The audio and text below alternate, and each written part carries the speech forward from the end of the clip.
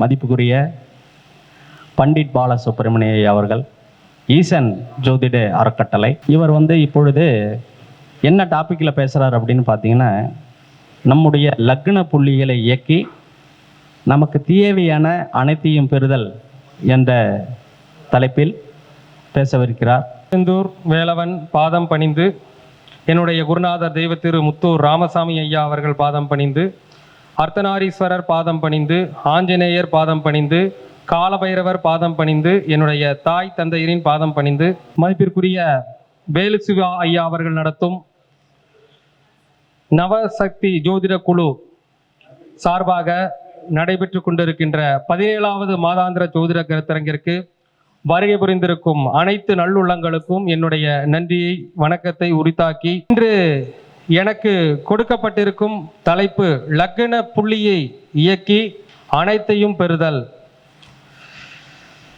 அடிக்கடி ஒரு சில விஷயம் நம்ம சொல்லுவோம். ஒரு ரஜினி படம் கூட உங்களுக்கு ஞாபகம் வரும். என்ன படம்? மலடா, அண்ணா மலடா அப்படிம்பாங்க.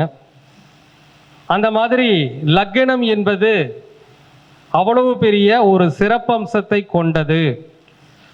லக்னம் என்ற ஒரு கொடுப்பினை தான் ஒரு மனிதனுடைய வாழ்வில் அவனுடைய வாழ்க்கையில் நடக்கின்ற அத்துணை செயல்களுக்கும் காரணமாக இருக்கின்றது என்பது யாராலும் மறுக்கவே முடியாத ஒரு உண்மை.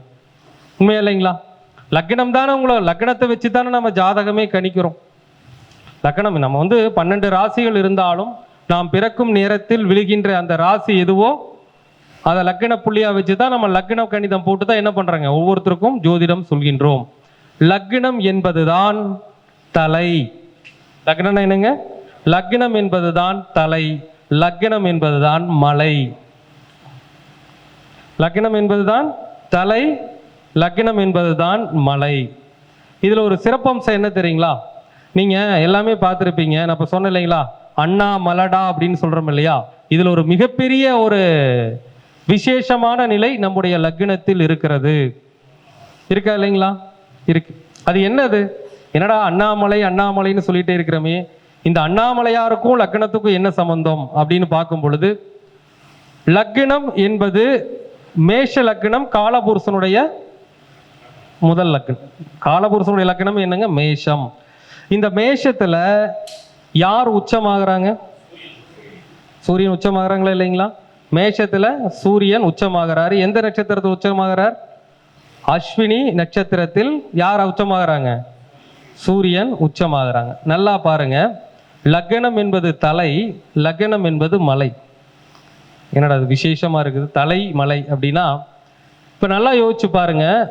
இப்ப பஞ்சபூத ஸ்தலங்கள் இருக்கா இல்லைங்களா? சிவனுக்கு பஞ்சபூத ஸ்தலங்கள் இருக்கா இல்லைங்களா? 5 ஸ்தலம் இருக்கு இல்லையா?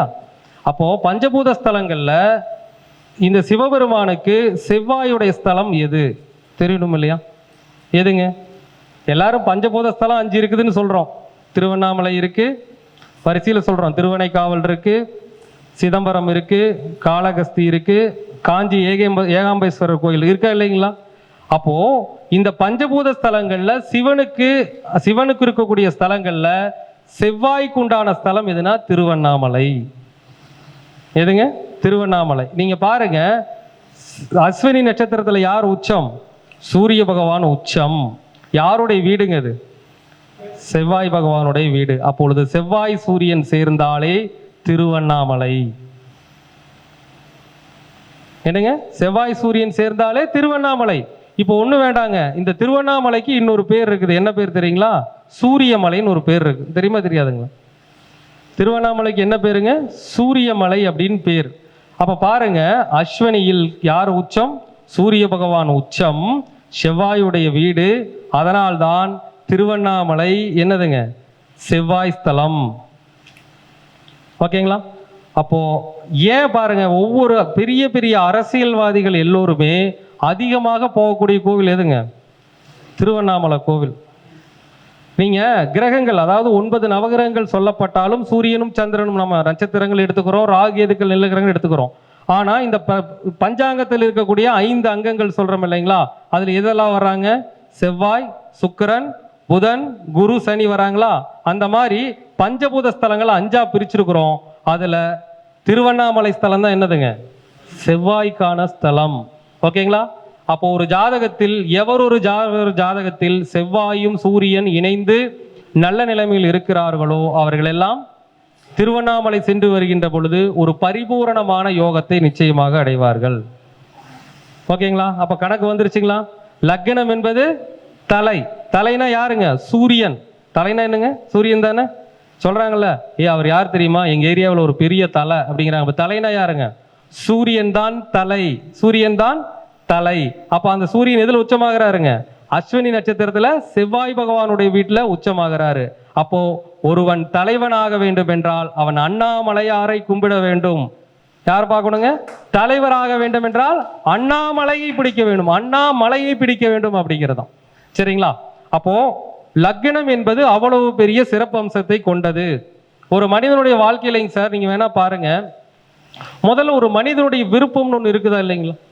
இப்போ வாழ்க்கையில் இவ்வளவு தூரம் நம்ம வந்து ஒவ்வொரு விஷயத்திலும் நம்ம கஷ்டப்படுறோம், உழைக்கிறோம், எதையும் நோக்கி பயணிக்கிறோம். ஆனா பாருங்க, லக்னம் என்ற ஒரு கொடுப்பினை தான் உங்களுடைய வாழ்க்கையில் உங்களுடைய எண்ணங்கள் திட்டங்களையே சொல்லுது. உங்களுடைய விருப்பமே லக்னாதிபதி தான். லக்னாதிபதி யாருடன் சேர்ந்திருக்கிறாரோ, லக்னத்தில் எந்த கிரகங்கள் இருக்கிறதோ, லக்னாதிபதி எந்த கிரகத்தை பார்க்கின்றாரோ அந்த விஷயங்கள் மீதுதான் உங்களுக்கு ஆர்வங்கள் அதிகமாக இருக்கும். வேணா செக் பண்ணி பார்த்துக்கோங்க. முதல்ல நம்ம ஜோதிட சாஸ்திரத்தில் என்ன சொல்றாங்க? பாவக அதிபதிகளை விட ஒரு பாவகத்தில் இருக்கின்ற கிரகங்களுக்குத்தான் வலிமை அதிகம் சொல்லியிருக்காங்களா இல்லையா? ஒரு பாவகத்துடைய ஒரு பாவகம் இருக்குதுன்னா அந்த பாவகத்தினுடைய அதிபதிகளை விட அந்த பாவகத்தில் இருக்கின்ற கிரகங்களுக்குத்தான் வலிமை அதிகம்.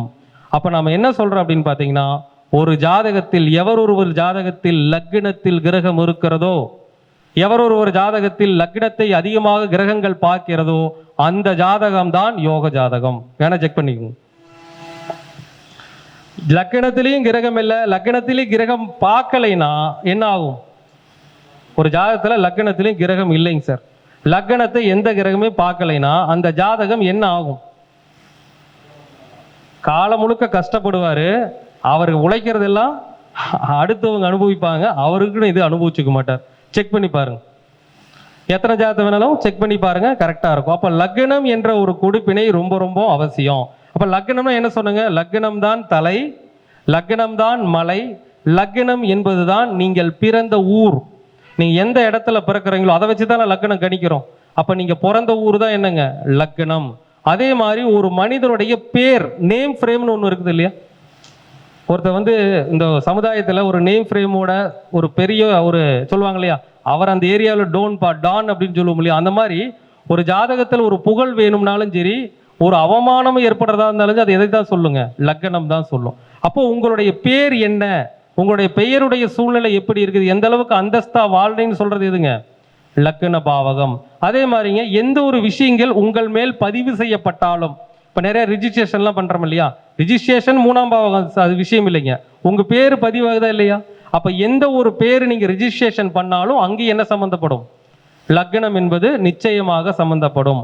அப்போ லக்னம் என்பது நீங்கள் பிறந்த இடம், லக்னம் என்பது நம்முடைய செயல்பாடு, லக்னம் என்பது நம்முடைய தலைப்பகுதி, லக்னம் என்பது பிறந்த ஊர், லக்னம் என்பது வேற என்ன வருவாங்க?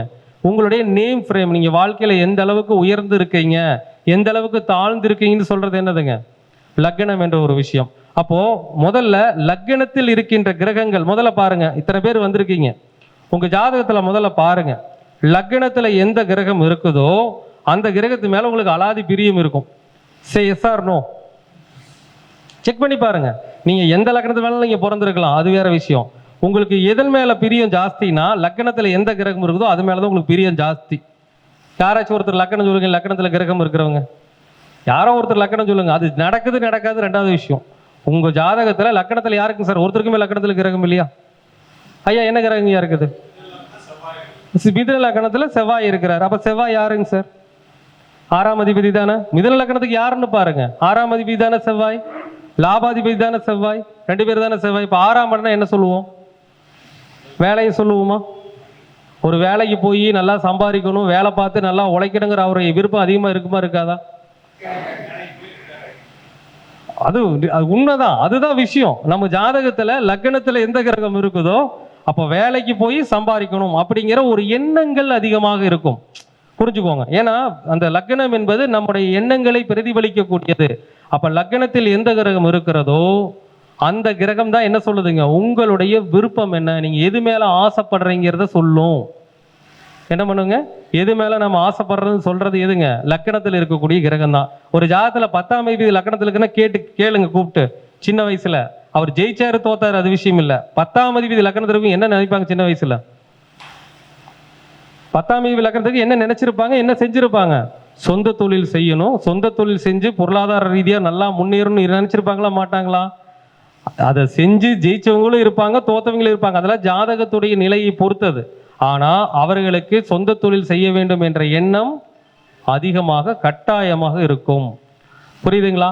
அப்போ முதல்ல நீங்க புரிஞ்சுக்கோங்க, முதல்ல உங்களை உணருங்க. நீங்கள் யார் என்பதை நீங்களே உணரக்கூடிய தன்மை லக்னாதிபதி கிட்ட தான் இருக்கு. நாம யாரு, நாம எப்படிப்பட்ட, நாம என்ன பண்ண போறோம், என்ன பண்ணிக்கிட்டு இருக்கிறோம் அப்படிங்கிறத நீங்க செக் பண்ணீங்கன்னா லக்னாதிபதி, லக்னத்தில் இருக்கக்கூடிய கிரகங்கள் யார் அப்படிங்கிறத பார்த்துக்குங்க. லக்னாதிபதியோட யாரு சேர்ந்திருக்கார், ஒரு லக்னாதிபதி ஒருத்தர் சேர்ந்திருப்பாங்க இல்லையா, ஜோதிட சாஸ்திரத்துல இருக்க ஒரு கிரகத்தோடு சேர்ந்த கிரகங்களுக்கு தான் என்னங்க பலன் அதிகம். கிரக சேர்க்கை தான் யோகமே இல்லைங்களா? ஜோதிட சாஸ்திரத்துல எது யோகங்க, கிரக சேர்க்கை தான் யோகம். அப்போ இந்த லக்னாதிபதியோட யாராச்சும் சேர்ந்திருக்கிறாங்களான்னு பாருங்க. அப்போ அந்த கிரகத்தின் மேல அதிகமான ஆசை வைப்பீங்க. அந்த கிரகம் லக்னத்துக்கு எந்த வீட்டுக்கு உண்டானவரோ அது மேல ஆசை வைப்பீங்க. லக்னத்துல எந்த கிரகம் இருக்குதோ அந்த கிரகத்து மேல, அந்த பாவக ரீதியான ஒரு தன்மை மேல உங்களுக்கு ஆசைகள் அதிகமாக வரும். வருமா வராதுங்களா? நீங்க 1 லட்சம் ஜாதகத்தை போட்டீங்கனாலும் கரெக்டா இருக்கும், பலன் மாறாது. எந்த விஷயத்தின் மேல் உங்களுக்கு ஆர்வம் இருக்கிறது, சந்தோஷம் இருக்கிறது, எதை நோக்கி பயணிக்கின்றீர்கள் என்பதை சொல்வதே லக்னம் என்ற ஒரு சூழ்நிலை தான், லக்னாதிபதி என்ற சூழ்நிலை தான். அப்ப என்னன்னாங்க சார், எந்த ஒரு ஜாதகத்துல லக்னாதிபதி சம்பந்தப்படாத ஒரு பாவகம் ஒன்று இருக்கும் இல்லைங்களா? ஒண்ணு வேண்டாங்க சார், லக்னத்தை எந்த கிரகமே பார்க்கல, ஒரு ஜாதகத்திலைங்க 7ஆம் இடம் ஒன்று இருக்குன்னு வச்சுக்கோங்க. ஒரு ஜாதகத்துல 7ஆம் இடம் இருக்காதுங்களா? இருக்கும். அப்போ இந்த 7ஆம் இடத்துல லக்னாதிபதி தொடர்பு கொள்ளல, நல்லா புரிஞ்சுக்கோங்க. 7ஆம் இடத்தை லக்னாதிபதி தொடர்பு கொள்ளல, 7ஆம் அதிபதியே லக்னாதிபதி தொடர்பு கொள்ளலன்னு வச்சுக்கோங்களேன். அதே மாதிரி ஒரு ஆண் ஜாதகம் எடுத்துட்டோம்னா மனைவி யாருங்க, சுக்கிரன். அப்போ ஒரு ஆண் ஜாதகத்துல 7ஆம் இடத்தையோ 7ஆம் அதிபதியோ அல்லது சுக்கிரனையோ லக்னாதிபதியின் ஒரு கிரகம் இருக்கும் இல்லைங்க, அவர் தொடர்பு கொள்ளினா அவருக்கு திருமண வாழ்க்கையில சந்தோஷம் இருக்காது. செக் பண்ணி பாருங்க. ஒரு பெண் ஜாதகத்துல பெண் ஜாதகத்துல லக்னாதிபதி என்று சொல்லக்கூடிய கிரகம் ஒரு பெண் ஜாதகத்துல 7ஆம் இடத்தையோ 7ஆம் இடத்து அதிபதியோ செவ்வாயையோ தொடர்பு கொள்ளவில்லை என்றால் அவர்கள் ஜாதகத்தில் திருமண வாழ்க்கையில் சந்தோஷம் இருக்காது. அப்பொழுது லக்னாதிபதி தொடர்பு கொள்கின்ற பாவகத்தை 2வது பட்சம் தான். முதல்ல லக்னாதிபதி எங்க இருக்கிறார் பாருங்க, எல்லாம் செக் பண்ணி பாருங்க. ஒரு ஜாதகத்துல லக்னாதிபதி எங்க இருக்கிறாரோ அந்த பாவத்து மேல அவங்களுக்கு விருப்பம் இருக்குமா இருக்காதுங்களா? நீங்க வேணா செக் பண்ணி பாருங்க. லக்னாதிபதி லக்னத்துல இருக்கிறவங்க, லக்னாதிபதி 10ல் இருக்கிறவங்க, நீங்க யார் சொன்னாலும் எதையும் கேட்க மாட்டாங்க. தான் பிடித்ததை சட்டம் என்று பேசுபவர்கள் செக் பண்ணி பாருங்க. லக்னாதிபதி லக்னத்தில் இருப்பவர்களும் லக்னாதிபதி 10ல் இருப்பவர்களும் நான் முடிச்சுதான் சட்டம், அடுத்தவங்க பேசுறதெல்லாம் காது கொடுத்து கேட்க மாட்டாங்க. நான் சொல்றதா சரி, வேணா செக் பண்ணி பாருங்க, கரெக்டா இருக்கும். ஏன், என்ன காரணம்? காலபுருஷனுடைய முதல் வீடு மேசம், ஆடு இல்லையா? செவ்வாயுடைய மூலத்திரியோன வீடு ஆட்சி வீடு. செவ்வாய் எங்க உச்சம்? காலபுருஷனுக்கு 10ல் உச்சம். அப்ப யாருக்கு லக்னாதிபதி லக்னத்திலேயோ லக்னாதிபதி 10ல் இருக்குதோ எல்லாத்தையும் சொல்லும் போது என்ன பண்ணுவாங்க, ஆமா ஆமான்னு கேட்டு நீ சொல்றதெல்லாம் ஒண்ணு சரியில்லைப்பா, நான் சொல்றதான் கரெக்ட்னு பேசுவாங்க. செக் பண்ணி பாருங்க. அப்போ ஒவ்வொருத்தருக்கும் இப்போ லக்னாதிபதி 2ல் இருக்குன்னா எப்படி இருப்பாங்க அவங்க விருப்பம்? எப்ப பாரு குடும்பத்தை பத்தியே சிந்திப்பாங்க, எப்ப பாரு சம்பாதிக்கிறத பத்தி சிந்திப்பாங்க, எப்ப பாரு சாப்பிட்றத பத்தி சிந்திப்பாங்க. செக் பண்ணி பாருங்க. லக்னாதிபதி 2ல் இருப்பவர்கள் வருமானத்தை பற்றியும் தன்னுடைய குடும்பத்தை பற்றியும் அல்லது என்ன சாப்பாடு, நல்ல சாப்பாடு சாப்பிடணும் அதை பத்தியே தான் சிந்திச்சுட்டு இருப்பாங்க. இதுல ஏதோ ஒரு காரகத்துவம் உங்களுக்கு இருக்கும். இந்த மாதிரி நீங்க செக் பண்ணி பாருங்க. லக்னாதிபதி ஜாதகத்தில் எந்த பாவகத்தில் இருக்கின்றாரோ அந்த பாவகத்தின் மேலும் அவருக்கு விருப்பங்கள் இருக்கும். எப்படி ஒரு ஜாதகத்துல லக்னத்தில் இருக்கக்கூடிய கிரகங்கள் லக்னத்திற்கு எந்த வீட்டுக்கு அதிபதியோ அந்த வீட்டின் மேல் அந்த ஜாதகருக்கு பிரியம் அதிகமாக இருக்கிறதோ, அதே போல லக்னாதிபதி போய் எந்த பாவகத்தில் இருக்கிறாரோ அந்த பாவகத்தின் மேலதான் என்ன இருக்குங்க, அந்த ஜாதகருக்கு விருப்பங்கள் அதிகமாக இருக்கும். மாறவே மாறாது. நீங்க எத்தனை ஜாதகம் மேல செக் பண்ணீங்க, அந்த அந்த பாவகத்தில் இருக்கக்கூடிய ஒரு விஷயத்து மேல கண்டிப்பா உங்களுக்கு ஆர்வம் நிறைய இருக்கும். இப்போ ஒரு சில பேருக்கு லக்னாதிபதி 5ல் இருக்கும், கேட்டு பாருங்க. லக்னாதிபதி 5ல் இருக்கிறவங்க குழந்தை மேல அலாதி பிரிவு வச்சிருப்பாங்க. அது இந்த குழந்தை இல்லை, எந்த குழந்தையா இருந்தால் பிரிவு வச்சிருப்பாங்க. இல்லைன்னு வச்சுக்கிங்களா, ஒரு சில பேருக்கு அப்படி வரும், ஒரு சில பேருக்கு வேற எப்படி வருங்க. 5ஆம் இடம்னா இந்த பங்கு சந்தையில போய் ஈடுபடுறது, இந்த காசெல்லாம் போடுறாங்க இல்லையா பங்கு சந்தையில போய், லக்னாதிபதி 5ல் இருக்கிற பங்கு சந்தையில காசு போடுறது. அதே மாதிரி லக்னாதிபதி 5ல் இருக்கிறவங்க 2 விதமா இருக்குதுங்க. குழந்தைகள் மேலேயும் பாசம் வைப்பாங்க, சில நேரத்தில் இந்த என்டர்டைன்மெண்ட்னு சொல்லுவாங்க இல்லையா, அடிக்கடி வெளியே போகலாம், சுற்றுலா போகலாம், இந்த மாதிரி அந்த 5ஆம் பாவகம். சில பேருக்கு குலதெய்வத்தின் மூலமே என்ன இருக்கும், ரொம்ப ஈடுபாடு அதிகமாக வச்சிருப்பாங்க. அப்போ லக்னாதிபதி என்பவர் எந்த பாவகத்தில் இருக்கின்றாரோ அந்த ஒரு தன்மையும், உங்களுடைய ஜாதகத்தில் லக்ன பாவகத்தில் எந்த கிரகம் இருக்கிறதோ அந்த பாவகத்தின் தன்மையும், லக்னாதிபதி எந்த கிரகத்தோடு சேர்ந்திருக்கிறாரோ அந்த கிரகத்தினுடைய அந்த விஷயங்களும் தான் அந்த ஜாதகருக்கு மிக மிக பிடித்த விஷயங்களாக இருக்கும். செக் பண்ணி பார்த்தீங்களா? அப்படியே உங்க மைண்டுக்குள்ள உங்களுடைய ஜாதக கிரக நிலைகளை லக்னாதிபதி எங்க இருக்காருன்னு பார்த்து அதை சிந்தனை செய்யுங்க. இன்னொரு விஷயம் சொல்றேங்க சார், ஒரு ஜாதகத்தை பொறுத்த வரைக்கும் லக்னாதிபதினு சொல்லக்கூடிய ஒரு கிரகம் இருக்குமா இல்லையா? எல்லாருக்குமே லக்னாதிபதினு ஒருத்தர் இருப்பாரா, இருக்க மாட்டியா? எவர் ஒருவர் ஜாதகத்தில் லக்னாதிபதி நட்சத்திரத்தில் கிரகம் இல்லையோ, எவர் ஒருவர் ஜாதகத்தில் லக்னாதிபதி நட்சத்திரத்தில் கிரகம் இல்லையோ, அல்லது லக்னாதிபதியுடைய டிஎன்ஏ நட்சத்திரத்தில் கிரகம் இல்லையோ, அவர்கள் கடுமையா உழைப்பாங்க, எல்லாம் பண்ணுவாங்க. ஆனா அந்த பலனை எல்லாம் அடுத்தவங்க தான் அதிகமாக வாங்கிட்டு போவாங்க, அவங்களுக்கு கிடைக்கிறது கொஞ்சம் கஷ்டம். சொல்லுவாங்க, நானும் ஒரு குடும்பமே எடுத்துக்கோங்க, நானும் மாடு மாதிரி உழைக்கிறேன், குடும்பத்துக்கு எல்லாத்தையும் செய்கிறேன், ஆனால் எனக்குன்னு ஒன்றும் செஞ்சுக்கலையும் சொல்கிறவங்க இருக்காங்க இல்லையா? செக் பண்ணி பாருங்க. அப்போ பாருங்க, இப்போ ஒன்று ஒரு உதாரணமாக ஒரு லக்கணம் சொல்கிறாங்க, நீங்களே செக் பண்ணுங்க. ஒரு ஜாதகர் கடக லக்கணம்னு வச்சுக்கோங்க, ஒரு ஜாதகர் கடக லக்கணம்னு வச்சுக்கோங்க. லக்னாதிபதி யாருங்க? சந்திரன். அப்போ சந்திரனுடைய நட்சத்திரங்கள் என்னென்ன? ஒருத்தர் கடக லக்கணத்தில் பிறந்துட்டாங்க, கடக லக்கணத்துக்கு அதிபதி சந்திரன், சந்திரனுடைய நட்சத்திரம் என்னென்ன?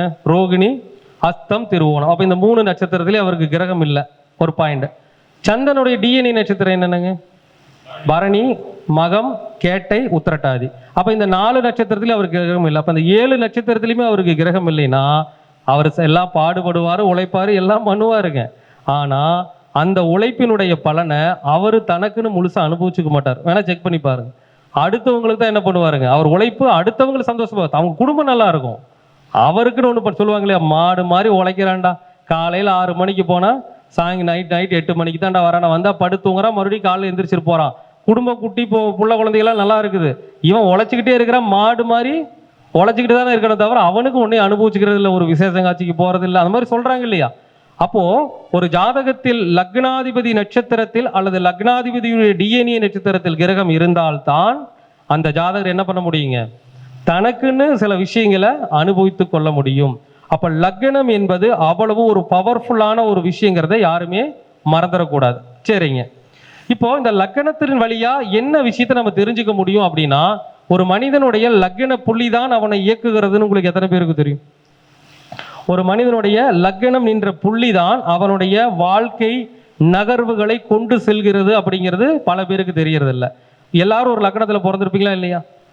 பிறந்திருப்பீங்க இல்லையா? அப்போ லக்கண புள்ளின்னு ஒன்று இருக்குமா இருக்காதா? லக்கண புள்ளி ஒரு நட்சத்திரத்தில் இருக்குமா இருக்காதுங்களா? கண்டிப்பாக இருக்கும். அந்த லக்கண புள்ளி நின்ற நட்சத்திரம் எதுவோ, அந்த நட்சத்திராதிபதி யாரோ, அதனுடைய வழியாகத்தான் உங்களுடைய வாழ்க்கை நகர்வுகள் போய்கொண்டு இருக்கும் என்பது 100% உண்மை. சரிங்களா? இப்போ நான் உதாரணமாக ஒரு லக்கணம் சொல்கிறேங்க, ஒரு ஒன்றுமே வேண்டாங்க. ஒரு ஜாதகர் ஒரு கன்னி லக்கணம்னு வச்சுக்கோங்க. ஒரு ஜாதகர் ஒரு கன்னி லக்கணத்தில் பிறந்திருக்கார். ஒருத்தர் கன்னி லக்கணத்தில் பிறந்திருக்கார் அப்படின்னா அந்த கன்னி லக்கணத்துக்குள்ள எத்தனை நட்சத்திரங்கள் இருக்கும்? 3 கிரகங்களுடைய நட்சத்திரம் இருக்கும். என்னென்னலாம் இருக்கும்? உத்திரம், அஸ்தம், சித்திரை. இந்த 3 நட்சத்திரம் தான் கன்னியா லக்கணத்துக்குள்ள இருக்கக்கூடியது. இப்போ இந்த கன்னியா லக்கணத்துக்குள்ள பிறக்கும் பொழுது இந்த 3 நட்சத்திரத்தில் ஒன்றில் தானே லக்கண புள்ளி இருக்கும், மாறி இருக்கிறதுக்கு வாய்ப்பு இல்லை இல்லையா? அப்போ அதில் 3ல் தான் ஒன்றில் தான் இருக்கும். உதாரணமாங்க, அவருக்கு அந்த லக்கண புள்ளி அப்படிங்கிறது சித்திரையில விழுந்திருக்குன்னு வச்சுக்கோங்க. என்ன இருக்குதுங்க? சித்திரையில விழுந்திருக்குன்னு வச்சுக்கோங்க. அப்போ அவருடைய லக்கண புள்ளி கன்னியா லக்கணத்துக்கு சித்திரையில லக்கண புள்ளி விழுந்திருக்குதுன்னா அந்த ஜாதகரை வழிநடத்தி செல்லக்கூடிய கிரகம் யார்? செவ்வாயும் சுக்கிரனும். ஏன் அப்படின்னா கன்னி லக்கணம் லக்கண புள்ளி சித்திரையாக இருக்கும் பொழுது சித்திரை நட்சத்திரம் செவ்வாய் பகவானுடைய நட்சத்திரம், சித்திரை நட்சத்திரம் சுக்கிர பகவானுடைய கர்ம பதிவை கொண்ட ஒரு நட்சத்திரம். அப்ப அவனுடைய வாழ்க்கை நிகழ்வுகள் எடுத்துக்கிட்டீங்கன்னா எதன் வழியா போகும்? செவ்வாய் தான் கொண்டுட்டு போவார், இன்னொரு பக்கம் சுக்கிரன் கொண்டு போவார். ஒன்றும் வேண்டாங்க, கன்னி லக்கணத்துக்கு 2-9 உண்டான சுக்கிரன் வச்சுக்கிங்களேன். அவர் ஜாதகத்தில் ஏதாச்சும் ஒரு நல்ல இடத்துல 11ஆம் இடத்துலயே இருக்கிறாருன்னு வச்சுக்கோங்க, அவங்களுக்கு என்ன கொடுப்பினை கிடைக்கும்னு நினைக்கிறீங்க? யோசிங்க.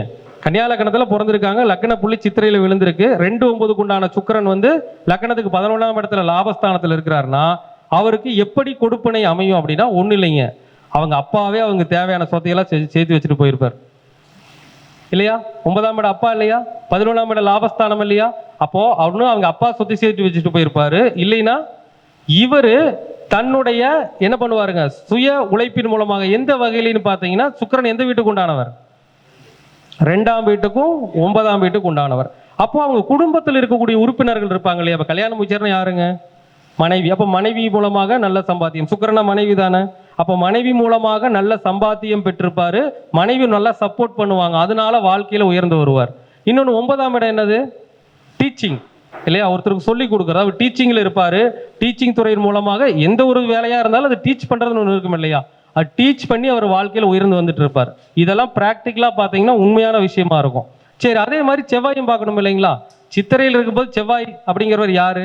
லக்கணத்துக்கு 3ஆம் வீட்டுக்கும் 8ஆம் வீட்டுக்கு உண்டானவர். அப்போ அவர் இதை மூலம் சம்பாதிச்சாலும் கூட 8ஆம் இடங்கிற ஒரு கஷ்டத்தை பட்டு தானே பட முடியும்.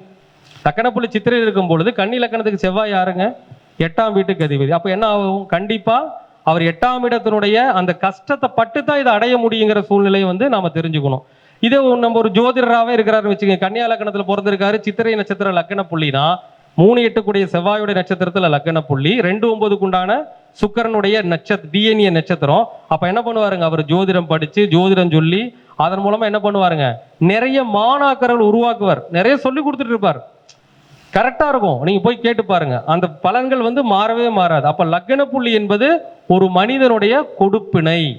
அப்போ லக்னத்தில் இருக்கக்கூடிய கிரகங்கள், லக்னாதிபதி இருக்கக்கூடிய இடம், லக்னாதிபதி யாருடன் சேர்கிறாரோ அந்த நிலை, லக்ன புள்ளி எந்த நட்சத்திரத்தில் விழுந்திருக்கிறதோ அதன் வழியாக அவருடைய வாழ்க்கை சூழ்நிலைகள் செல்வது எல்லாமே அவர் ஜாதகத்துல கரெக்டா இருக்கும், சரியா பொருந்தி வரும். செக் பண்ணி பார்த்துக்கோங்க, சரிங்களா? அப்போ முதல்ல ஒரு விஷயம் புரிஞ்சுக்கோங்க, ஒரு மனிதன் வாழ்க்கையில உயர்ந்த நிலைக்கு செல்றான் அப்படின்னு பாத்தீங்கன்னா அதுக்கு சில கோவில்கள் நம்ம வந்து இதுல வந்து நம்ம எடுத்துக்குவோம், சரிங்களா? இப்ப நம்ம சொன்னோம் ஒரு ஜாதகத்தில், சார் நீங்க இதை குறிச்சு வச்சுக்கோங்க, யார் வேணாலும் குறிச்சு வச்சுக்கோங்க. நீங்க நான் சொல்ற பலன் வந்து உங்களுக்கு என்னன்னா கிரக பலம் அறிஞ்சிருக்கணும். ஒரு லக்னத்துக்கு இந்த 2 கிரகமும் நல்லா இருக்கணும், புரிஞ்சுக்கோங்க. நான் இப்ப சொல்ற அமைப்பு 2 கிரகம் நல்லா இருந்து நான் சொல்ற கோயிலுக்கு போனீங்கன்னா கண்டிப்பா வெற்றி உண்டு, ஓகேங்களா? ஒரு ஜாதகத்தில் லக்னத்திற்கு ஏதேனும் ஒரு இடத்தில் மறைவு பெறாமல் சிறப்பான நிலையில் செவ்வாய் சூரியன் யாருக்கு இணைந்து அமைந்திருக்கிறதோ அவர்கள் திருவண்ணாமலை செல்ல வேண்டும். எங்க போகணுங்க? திருவண்ணாமலை செல்ல வேண்டும். அதே போல ஒரு ஜாதகத்தில் சூரியன் சந்திரன் யாருக்கு இணைந்திருக்கிறதோ, சூரியன் சந்திரன் யாருக்கு இணைந்திருக்கிறதோ அவர்கள் எங்கே செல்ல வேண்டும் அப்படின்னா ஈஸி, நீங்களே கண்டுபிடிச்சிக்கலாம். சூரியனும் சந்திரனும் இணைஞ்சு எப்ப இணைவாங்க? அமாவாசைனா அமாவாசை அன்னைக்கு யாருடைய அனுகிரகம் நமக்கு கிடைக்கும்? முன்னோர்கள். அதாவது சூரியன்னா தந்தை வழி, சந்திரன்னா தாய் வழி. அப்ப அவங்களுடைய 2 பேருடைய முழு அனுகிரகமும் எங்க கிடைக்கும்? ராமேஸ்வரத்துல கிடைக்கும், சரிங்களா? அப்போ சூரியன் சந்திரன் இணைவு பெற்றிருந்தால் என்ன பண்ணணுங்க, அமாவாசை அன்னைக்கு ராமேஸ்வரம் போயிட்டு வாங்க, சூப்பரா இருக்கும். ஏன்னா அவங்களுடைய அனுகிரகம் முழுப்பா அங்கதான் கிடைக்கும். சரி, ஒரு ஜாதகத்துல சூரியனும் புதனும் இணைஞ்சிட்டாங்க அப்படின்னு வச்சுக்கோங்களேன், அவங்க எங்க போகணும் அப்படின்னா, நான் சொல்றது இணைந்து நல்ல இடங்களில் இருக்கின்ற பொழுது அவங்க காஞ்சிபுரம் ஏகாம்பேஸ்வரர் கோயிலுக்கு போயிட்டு வாங்க. சூரியன் புதனை இணைஞ்சு நல்ல அமைப்பில் இருந்தால் அவங்க காஞ்சி ஏகாம்பேஸ்வரம் கோயிலுக்கு போயிட்டு வாங்க. அதே மாதிரி ஒரு ஜாதகத்துல சூரியனும் குருவும் இணைஞ்சு நல்ல ஸ்தானங்கள் இருந்தாங்கன்னா சிதம்பரம் நடராஜர் கோயிலுக்கு போயிட்டு வாங்க, ஏன்னா பஞ்சபூத ஸ்தலங்கள்ல குருஸ்தலம். அதே மாதிரி ஒரு ஜாதகத்துல சூரிய பகவானும் சுக்கிர பகவானும் இணைந்து நல்ல ஸ்தானங்களில் இருந்தால் அவங்க எங்க போங்க? திருச்சியில திருவனைக்காவல் போயிட்டு வாங்க, ஜம்புகேஸ்வரரை பார்த்துட்டு வாங்க. அடுத்து ஒரு ஜாதகத்துல சூரியனும் சனி பகவானும் இணைந்து நல்ல ஸ்தானங்கள் இருந்தாங்கன்னா காளகஸ்தி போயிட்டு வாங்க. பஞ்சபூத ஸ்தலங்கள்ல இதுதான் என்னங்க ஒரு விசேஷமான நிலை. நீங்க பண்ணி பாருங்க, 100% வெற்றி கிடைக்கும். கிடைக்குமா கிடைக்காதுங்களா? அப்ப கிரகம், ஆனா என்னன்னா நமக்கு ஒரே ஒரு சின்ன விஷயம் தான், அந்த 2 கிரகம் நல்லா இருக்குதா. இப்போ ஜோதிடர்களுக்கு தெரிய வேண்டிய விஷயம் என்னங்க, 2 கிரகம் நல்லா இருக்குதான்னு பார்க்கணும். 2 கிரகம் மோசமா இருந்துச்சுன்னா என்ன பண்ணுவாங்க, போயிட்டு வந்தாலும் அடி உழுகலாம். ஏன்னா பரிகாரங்கள்ல வெரைட்டிஸ் இருக்கு, ஓகேங்களா? நம்ம வந்து கோவிலுக்கு போனா யாருக்கு புண்ணியம் கிடைக்கும், யாருக்கு வாழ்வியல் பரிகாரங்கள் பண்ணா புண்ணியம் கிடைக்கணும் பார்க்கணுமா வேண்டாமா? சொல்லுங்க, பார்க்கணுமா? ஒண்ணு வேண்டாங்க. ஒரு மகர லக்னத்துல ஒருத்தர் பிறந்திருக்கிறாங்க சார். ஒருத்தர் மகர லக்னத்துல பிறந்திருக்காங்க. சூரியன் செவ்வாய் இணைவு நல்லதா? சொல்லுங்க, மகர லக்னத்துல பிறந்தவங்களுக்கு சூரியன் செவ்வாய் இணைவு நல்லதா? சூரியன் அட்டமாதிபதி, செவ்வாய் பகவான் பாதகாதிபதி. இவங்க 2 பேர் இணைஞ்சு 2ஆம் இடத்துல உட்கார்ந்துருக்காங்கன்னு வச்சுக்கோங்க. நல்லா இருக்கிறார். ஒரு உதாரணம், ஒரு பூரட்டாதி நட்சத்திரம் 1ஆம் பாதத்துல செவ்வாய் இருக்கிறாருன்னு வச்சுக்கோங்க. அப்போ இவங்க திருவண்ணாமலை போயிட்டு வந்தா என்ன ஆகும்? கண்டிப்பா பிரச்சனை வரும். 100% பிரச்சனை வரும். செக் பண்ணி பாருங்க. அப்ப எல்லா லக்கணக்காரர், அதுக்காக நான் அங்க இருக்கக்கூடிய இறைவனை தவறு சொல்லவில்லை. ஏன்னா திருவண்ணாமலை சிவன் கோயிலில் கிடைப்பது முழுமையான செவ்வாய் பகவானுடைய எனர்ஜி. ஒவ்வொருத்தரும் எனர்ஜி தெரிஞ்சுக்கணும் இல்லையா? பழனி மலையில் கிடைப்பதும் முழுமையான செவ்வாய் பகவானுடைய எனர்ஜி, திருவண்ணாமலையில் கிடைப்பதும் முழுமையான செவ்வாய் பகவானுடைய எனர்ஜி. அப்போ செவ்வாய் பலமுறை இருப்பவர்கள் அங்க போகும்பொழுது பலன் கிடைக்கும். ஏன்னா இப்போ நமக்கு பாதகாதிபதி செவ்வாய்ங்க, அங்க போனா அந்த எனர்ஜி நம்ம தாங்கறதுக்கு சக்தி கிடைக்குமா? கிடைக்காது இல்லையா? அப்போ நமக்கு இறைவனை குறை சொல்லவில்லை. அந்த இடத்தில் இருக்கின்ற எனர்ஜி நமக்கு தாங்க. எத்தனையோ கோவில் இருக்குதுங்க, அதுதான் நமக்கு தாங்காதுன்னா வேற எத்தனையோ இருக்குது. பஞ்சபூத ஸ்தலங்கள் எவ்வளவு, மிச்ச 4 ஸ்தலங்கள் ஏதோ உனக்கு போயிட்டு வரலாம் இல்லையா? அப்ப ஜாதகத்தில் எந்த கிரகம் வலுவாக இருக்கிறதோ அந்த கிரகத்தினுடைய அந்த சிவன் சம்பந்தமான கோவிலுக்கு போகலாம் இல்லைங்களா? அதே மாதிரி நம்ம 9 நவகிரகங்களுக்கும் என்ன இருக்குதுங்க, வைப்ரேஷன் இருக்கக்கூடிய கோவில் இருக்குதா இல்லையா? சூரியன்னா திருநெல்வேலி பாபநாசம் சிவன், சந்திரன்னா திருப்பதி, செவ்வாய்னா பழனிமலை, புதன்னா மதுரை மீனாட்சி அம்மன், குருனா திருச்செந்தூர், சுக்கரன்னா ஸ்ரீரங்கம், சனி பகவான்னா திருநள்ளாறு, ராகுனா திருநாகேஸ்வரம், கேதுனா காளகஸ்தி. அப்ப நம்ம பார்க்கணுங்க. அப்ப இந்த 9 முதல்ல நம்ம ஜாதகத்துல 9 கிரகத்தில் எந்த கிரகம் வலுவாக இருக்கிறதோ அந்த கிரகத்துடைய கோவிலுக்கு போனாவே நீங்க ஜெயிச்சிருவீங்க. அடிக்கடி ஒரு விஷயம் சொல்லுவாங்க தெரியுங்களா, அந்த உபாசனா தெய்வம் இதுல ஏகப்பட்ட குழப்பங்க சார்.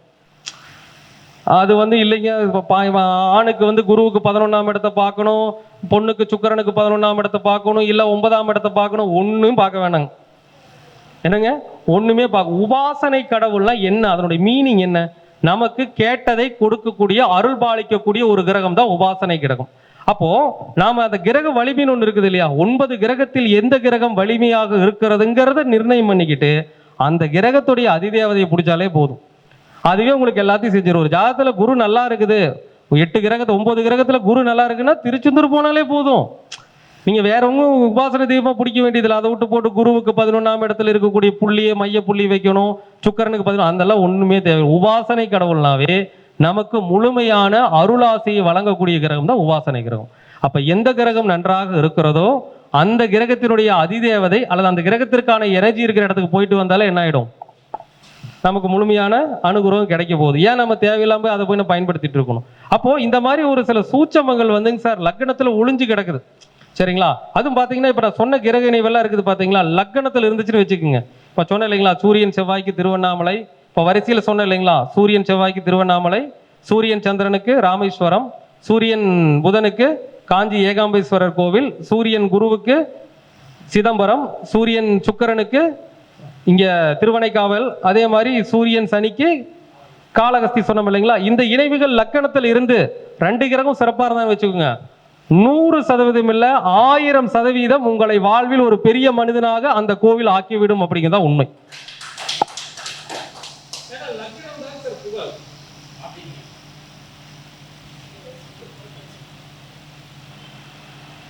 லக்னம் என்பதுதான் புகழ். புகழ் வேணும்னா லக்னம் தான் புகழ். நீங்க எங்கேயும் அங்கீகளை தேடி வேண்டியது. ஒரு மனிதனுடைய புகழ் அந்தஸ்துங்கிறது எந்த பாவத்தில் இருக்குதுங்க? லக்ன பாவத்திலும் 10ஆம் பாவத்திலும் 5ஆம் பாவத்திலும் தான் இருக்கிறது. ஒரு மனிதன் புகழடைய வேண்டும் என்றால் அவனுக்கு 3 பாவகங்கள் உறுதுணை புரிந்தால் அவன் புகழாயிடுவான். ஒன்னு லக்ன பாவகம், இன்னொன்னு 5ஆம் பாவகம், இன்னொன்னு 10ஆம் பாவகம். ஏன் ஒரு மனிதன் புகழ் அடையறான், ஒரு உயர்ந்த ஒரு நிலைக்கு போறான்னா அதுக்கு யார் வேணும்? சூரியன் வேணுமா இல்லைங்களா? அப்போ காலபுருஷனுடைய முதல் வீட்டுல யார் உச்சம்? சூரியன் உச்சம். காலபுருஷனுக்கு 5ஆம் வீட்டுல யார் ஆட்சி?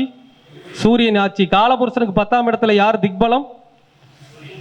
அப்போ ஒரு மனிதன் பெரிய ஆளா வர்றான், ஒரு பெரிய நிலைக்கு போறானா 1, 5, 10 நல்லா இருக்கிறவங்க வாழ்க்கையில் கண்டிப்பாக ஒரு உயர்ந்த மனிதனாக வந்து விடுவார்கள். சத்தியம். ஓகேங்களா? அப்ப நம்ம இந்த நிலைகளை நம்ம கவனத்துல வச்சுக்கணும். சரிங்க சார். இந்த மாதிரிங்க லக்னம் என்ற ஒரு கொடுப்பினை ஒரு மனிதனுக்கு மிகப்பெரிய ஒரு புகழை அள்ளி கொடுக்கிறது உங்களுடைய ஜாதகத்தின் லக்ன புள்ளி நின்ற வழி. இப்போ நான் இவ்வளோ தூரம் மீடியாவில் பேசிட்டு இருக்கிறேங்க. இப்போ ஐயா வேலுசி ஐயா வந்து இப்போ 17வது கருத்தரங்கு நடத்துறாரு. இப்போ ஐயாவும் வந்து பார்த்து யூடியூப்ல வந்து பேசிட்டு இருக்காருன்னா அந்த இடத்துல அவருடைய லக்கண புள்ளி இருக்கும் பார்த்தீங்களா, அந்த லக்கண புள்ளிங்கிறதுல ஏதோ ஒரு கர்மா காம்பினேஷன், எப்படி சொல்லுவோம், ஒரு ராகுவுடைய காம்பினேஷனோ அல்லது அந்த 3ஆம் அதிபதியுடைய காம்பினேஷனோ புதனுடைய காம்பினேஷனும் இல்லையுமே இந்த மைக்கை பிடிக்க முடியாது. இந்த மைக்கை பிடிக்க முடியாது. அவருக்கு ஏதோ ஒரு வகையில் அது தொடர்பு இல்லாமல் இந்த மைக்கையை நம்ம தொட முடியாது. தொட முடியுமா? வந்துடுச்சுங்களா? வந்துருச்சா? லக்கணத்தில் வந்துருச்சா? அப்போ ஒன்று லக்கண புள்ளி இருக்கணும், அல்ல அந்த 3ஆம் அதிபதி அந்த சொன்ன தொடர்பு. ஏன்னா புதன்னா என்னங்க, மைக்கு வேணும், இல்லைன்னா ராகு வேணும், அப்படி இல்லைன்னா 3ஆம் அதிபதி வேண்டும். அப்ப லக்னம் 3ஆம் இடம் தொடர்பு இல்லாமல் இப்ப இவ்வளவு தூரம் நான் பேசிட்டு இருக்கிறேங்கன்னா என்னுடைய ஜாதகத்துல லக்ன புள்ளியே 3ஆம் அதிபதியுடைய நட்சத்திரம் தான். அதனாலதான் என்ன பண்றாங்க, யூடியூப்ல பேசுறது எல்லாமே வந்து நம்ம இந்த அளவுக்கு வந்திருக்கிறோம்னா அதுக்கு காரணம் என்னங்க, அந்த புள்ளி தான் காரணமா தூரம், பெருமைக்காக இல்லைங்க. ஒவ்வொருவரும் ஒவ்வொரு இடத்திலும் ஒரு நிலைக்கு வர்றாங்கன்னா அவரை அந்த லக்கண புள்ளியும் லக்கணத்தில் நின்ற கிரகமும் தான் இயக்குகிறது. அதை யாராலையும் மாற்ற முடியும். அதை நோக்கி தான் ஓடுவீங்க. புரியுதுங்களா? லக்கண புள்ளி என்னவோ அந்த கிரகத்துடைய அந்த நட்சத்திரம் எதுவோ அந்த கிரகத்தை நோக்கிய ஓட்டம், அல்லது லக்கணத்தில் இருக்கக்கூடிய கிரகங்களை நோக்கி ஓட்டம், இப்படித்தான் உங்களுடைய வாழ்க்கை பாதை போய்கிட்டு இருக்கும். ஓகேங்களா? அப்போ லக்னம் என்பது ஒரு மனிதனுடைய மிகப்பெரிய கொடுப்பினை. லக்னத்தை மட்டும் கரெக்டா பார்த்து இயக்கிட்டீங்கன்னா நீ என்ன பண்ணிடலாம், 100% ஜெயிச்சிடலாம், உறுதியா ஜெயிச்சிடலாம். அதுல எந்த மாற்று கருத்தும் கிடையாது. இப்போ அடிக்கடி நான் இன்னொரு விஷயம் சொல்லுவேங்க சார், இந்த லக்னத்துல தான் தலை இருக்குது இல்லையா? இப்ப கேள்வி கேட்பாங்க, தலை இருக்குது, இன்னைக்கு நான் வந்து மொட்டை போட்டு தான் வந்திருக்கேன், நேற்று மொட்டை அடித்தோம் இன்று வந்து பேசுகிறோம் அப்படின்னா இந்த மொட்டை அடித்தலும் லக்னம் தான். ஒரு மனுஷனுக்கு சொல்லுவாங்க இல்லையா? அப்ப நிறைய பெண்கள்லாம் பார்த்துருப்பீங்க, பார்த்தீங்கன்னா ரொம்ப தலை ப்ரெஷர் தாங்க முடியாது, என்ன பண்ணுவாங்க, வீட்டில் பயங்கரமான டென்ஷன், ஐயோ எனக்கு வாழ்க்கையே வெறுத்து போகணும், எத்தனையோ பெண்கள் கோவிலுக்கு போய் மொட்டை போட்டுக்கிறாங்களா இல்லையா? ஆனால் பாருங்க வந்து சொல்லுவாங்க, எனக்கு ரொம்ப தலைவலியாக இருக்குதுங்க சார், குடும்பத்தில் ப்ரெஷருங்க சார், நான் வந்து போய் மொட்டை போட்டு வந்தேன், நல்லா இருக்குதுன்னு சொல்கிறாங்களே இல்லையா? இப்போ நிறைய பேருங்க எனக்கு தெரிஞ்சுக்க, சிங்கப்பூர்லிங்க சார் ஒரு பெரிய கோடீஸ்வரன் ஜாதகம் பார்த்தேன், ஐயோ பார்த்துட்டு கொண்டு இருப்பார், அவருக்கு ஒரே ஒரு பரிகாரம் தான் சார், இங்கே அவங்க வந்து ஒரு 3 மாதத்துக்கு ஒருக்கா மொட்டை போடணுங்க சார், இல்லைன்னா உங்களுக்கு பிரச்சனை நிறைய இருக்குன்னு சொன்னேன். அவர் காலையில் எந்திரிச்சோடனே பண்ணுற முதல் வேலையே வலிச்சுறதா வேலை. ஆனால் அவருடைய பிரச்சனையே லக்னம் என்ற ஒரு பிரச்சனை தான். அதை அவர் சரியாக கையாண்ட விதத்தினால என்ன பண்ணிட்டாருங்க, அவர் இன்றும் பெரிய ஒரு வெற்றியாளனாக திகழ்ந்து கொண்டிருக்கிறார். அப்போ இந்த மொட்டை அடித்தலை பற்றி நான் நிறைய விஷயங்கள்ல வந்து பேசியிருக்கேன். இந்த மொட்டை அடித்தல் அப்படிங்கிறது யாருக்கு பலன் கொடுக்கும், ரொம்ப ஜாஸ்தியாக, அதை முதல்ல புரிஞ்சுக்கோங்க. மொட்டை அடித்தல் பலன் யாருக்கு வந்து ரொம்ப அதிகமாக பலன் கொடுக்கும்னா, நீர் ராசின்னு இருக்குது இல்லைங்களா? நீர் ராசி என்னதுங்க, கடக ராசி, விருச்சிக ராசி, மீன ராசி. அப்போ ஒன்றும் வேண்டாங்க சார், உங்கள் ஜாதகத்தில் கடகத்திலேயோ விருச்சிகத்திலேயோ மீனகத்திலேயோ ஏதாச்சும் ஒரு கிரகம் இருந்து திசை நடத்தும் இல்லைங்களா, அது உங்களுக்கு மோசமான திசைன்னு வச்சுக்கோங்க. உங்களுக்கு ஐயோ எனக்கு மோசமாக பொண்ணு வேண்டாங்க சார், ஒருத்தர் கடக லக்கணக்காரன்னு வச்சுக்கோங்க. கடக லக்கணத்துக்கு சுக்கிரனுடைய பலன் எப்போ கிடைக்கும் அப்படின்னா, எப்போ கிடைக்கும், இப்போ பரணி பூரம் பூராடத்துலேருந்து ஏதாவது ஒரு திசை வருதுன்னு வச்சுக்கோங்க. கடக லக்கணத்தில் பிறந்துட்டாங்க, ஒரு பரணி நட்சத்திரத்தில் ஒரு ஏதாவது ஒரு ராகு திசையே நடக்குதுன்னு வச்சுக்கோங்க. அப்ப கடக லக்கணத்துல பிறந்து 10ல் ராகு பரணியிலிருந்து நடத்துறாரு, பரணி ஒரு 2ஆம் பாதத்திலிருந்து நடத்துறாருன்னா அந்த ராகு திசை இயக்குறவர் யாரா இருப்பாரு, சுக்கிரன் வந்து நட்சத்திராதிபதி இயக்குவார். அந்த சுக்கிரன் லக்னத்திலே இருக்கிறாருன்னு வச்சுக்கோங்க. லக்கணத்துல இருக்கலாமா சுக்கிரன்? கடக லக்கணத்துக்கு சுக்கிரன் லக்கணத்துல இருக்கலாமா?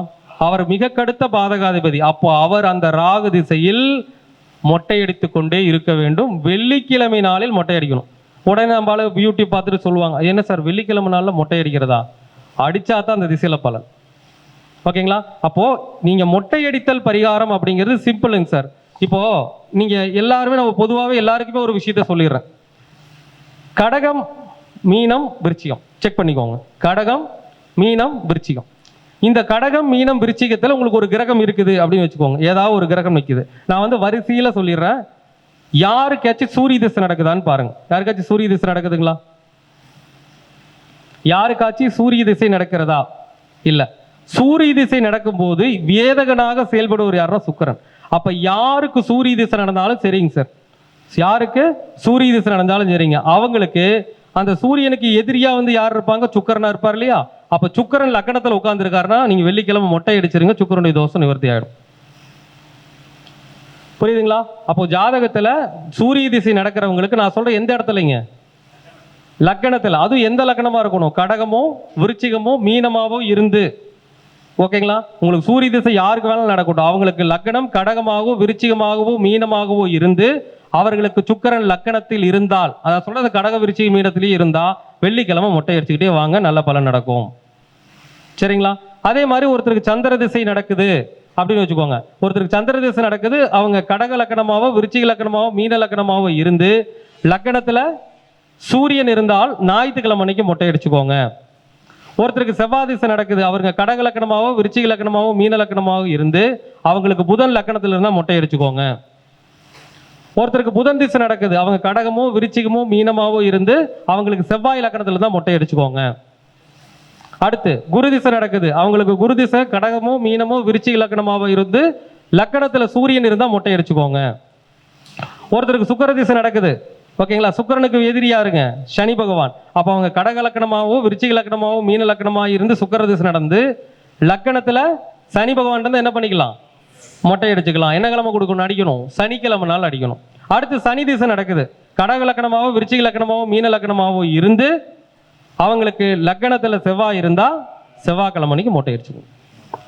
சூப்பரா வேலை செய்யுங்க சார். அதாவது ஒரு ஜாதகத்துல நல்லா புரிஞ்சுக்கோங்க, லக்னம் என்ற ஒரு இடத்தில் லக்னங்கிற ஒரு அந்த பாவ லக்னத்துல ஏதாச்சும் உங்க ஜாதகத்துல ஒரு மோசமான கிரகம் தன்னுடைய இயக்கத்தை செய்கின்றது என்றால் அந்த நேரத்தில் மொட்டையடித்துக் கொண்டீர்கள் என்றால் என்ன ஆகும்? உங்களுடைய பிரச்சனையிலிருந்து ரிலீவ் கண்டிப்பா 100% கிடைக்கும். நிறைய பேர் மொட்டையடிச்சு இப்போ நீங்க பார்த்துருப்பீங்க சார். இப்போ ஒரு அனுபவத்துல நான் போவேன்ப்பா பழனிக்கு வருஷம் வருஷம் போவேன், ஒரு வருஷம் இருக்கா கூட ஒரு மொட்டை போட்டு வருவேன். மொட்டை போட்டால் கொஞ்சம் நல்லா இருக்குதுப்பா, மொட்டை போடலினா கொஞ்சம் அந்த வருஷம் கொஞ்சம் கஷ்டமா இருக்குதுப்பா. அது அவங்க என்ன நினச்சிக்குவாங்க, கோயிலுக்கு போகிறதுனாலே நினச்சிருப்பாங்க. அது கிடையாது. உண்மையை சொல்ல போனால் மொட்டை அடிக்கிறதுனால தான் அவங்களுக்கு நல்ல பலன் நடந்திருக்கும். ஓகேங்களா? அப்போ லக்னம் என்பதுதான் நம்முடைய தலைப்பகுதி. லக்னம் சார்ந்த எப்படிப்பட்ட பிரச்சனைகள் இருந்தாலும் ஒரு சில பேர் சொல்லுவோம், உன் ஜாதகம் டம்மி ஜாதகம், அப்போ லக்னாதிபதி கெட்டு போய் தூக்கி போட்டேன்னு வச்சுக்க, அப்படியெல்லாம் பண்ணாதீங்க. லக்னாதிபதி 8லேயே இருக்கிறாருன்னா லக்னம் என்ற தலை 8 என்பது இழப்பு. அப்போ மொட்டை அடிச்சுட்டு அவங்களுக்கு நல்ல பலன் கிடைக்கும். செக் பண்ணி பாருங்க. அப்போ ஒரு ஜாதகத்தில் லக்னாதிபதி கெட்டவர்கள், லக்னத்தில் பாவ கிரகங்கள் வலிமையற்ற கிரகங்கள் இருப்பவர்கள் மொட்டையடித்து கொண்டாலும் அவர்களுக்கு நல்ல பலன் என்பது நிச்சயமாக கிடைக்கும். இப்படிங்க ஒவ்வொரு விஷயத்திலையுமே பார்த்தீங்கன்னா ஜோதிடத்தில் இல்லாத விஷயங்களே கிடையாது. நாம் எப்படி பயன்படுத்துகிறோம் அப்படிங்கிறதா என்னங்க அதில் இருக்கக்கூடிய ஒரு பெரிய சூட்சமே அதுதான். ஒரு ஜாதகத்தில் ஒன்றும் வேணாங்க சார், குரு ராகு சேர்ந்துருச்சு, ஒரு ஜாதகத்தில் 2ஆம் அதிபதி குரு ராகுவோட சேர்ந்துட்டார், என்ன பரிகாரம்? பரிகாரம் தெரியணும் இல்லைங்களா? ஒரு ஜாதகத்தில் 2ஆம் அதிபதி குரு ராகுவோட சேர்ந்துட்டார், என்ன பரிகாரம்? முகத்தை ஃபுல்லா வலிச்சுக்கணும். அப்படியே என்னங்க காலையில் எந்திரிச்சோன்னையும் என்ன பண்ணுறீங்களோ எது பண்ணுறீங்க, ராகுனா என்னங்க சேவிங் மிஷினு எடுத்து என்ன பண்ணணுங்க, முகத்தை ஃபுல்லா வலிச்சுக்கணும். 2ஆம் எண்ணம் என்னங்க முகம் தானே. அப்போ ராகுனா என்னங்க ஆயுதம், ஃபுல்லா வலிச்சுக்கணும். காலையில் எந்திரிச்சோன்னு அதான் வேலையா இருக்கணும். அப்போ 2ஆம் அதிபதி குருவாகி ராகு சேர்ந்தால் இந்த பரிகாரத்தை பண்ணும். அந்த மாதிரி என்ன பண்ணுங்க ஒவ்வொன்றுக்கும் இருக்குதுங்க. இப்போ ஒரு ஜாதகத்தில் 3ஆம் அதிபதி ராகுவோட சேர்ந்துட்டார், என்ன பரிகாரம் பண்ணுவீங்க? 2ஆம் அதிபதி ராகுவோட சேர்ந்துட்டா ஒரு பரிகாரம் பண்றோம். 3ஆம் அதிபதி ராகுவோட சேர்ந்துட்டார், என்ன பரிகாரம் பண்ணுவீங்க? சிம்பிள். 3ஆம் எண்ணம் என்னங்க எழுத்து. 3ஆம் இடம்னா எழுத்து. அப்போ நீங்கள் என்ன பண்ணுங்க, ஒரு பேப்பர் எடுத்து எழுதி என்ன பண்ணுங்க, கரெக்டாக அதை ரெண்டாக்கி அந்த எந்த காலத்தில் எந்த கிரகமாக இருந்தாலும் ஒரு நாள் இருக்குமா இருக்காதுங்களா? இப்போ சனி ராகு சேர்ந்துருக்குன்னு வச்சுக்கோங்க. 3ஆம் அதிபதி சனி ராகுவோட சேர்ந்துருக்காரு. சனிக்கிழமை ராகு காலத்தில் என்ன பண்ணணும், அந்த பேப்பரை துண்டு துண்டாக கிழிச்சு காற்று ராசியாக இருந்தால் காற்றுல போப்போ தூக்கி வீசுருங்க, நெருப்பு ராசியாக இருந்தால் போட்டு எரிச்சிருங்க. இந்த மாதிரி நிறைய டெக்னிக்கல்ஸ் இருக்கு. இது கண்டிப்பாக வேல்யூபிளான பரிகாரம் தான். நீங்கள் செஞ்சு பாருங்க, அதுக்கான விடை கிடைக்கும். நீங்கள் இதை தான தர்மமாகவும் செய்யலாங்க சார். இப்போ 3ஆம் அதிபதி சனி ராகுவோட சேர்ந்துட்டாருன்னு வச்சுக்கோங்க. 3ஆம் இடம் என்று காது, ராகு என்றால் அழித்தல்.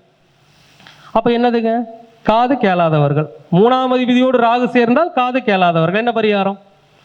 அப்போ காது கேளாதவங்களுக்கு செவிட்டு மிஷின் வாங்கி கொடுக்கறது, அந்த காது கேளாதவர்களுக்கு ஏதாச்சும் உதவிகள் செய்யலாம் இல்லைங்களா?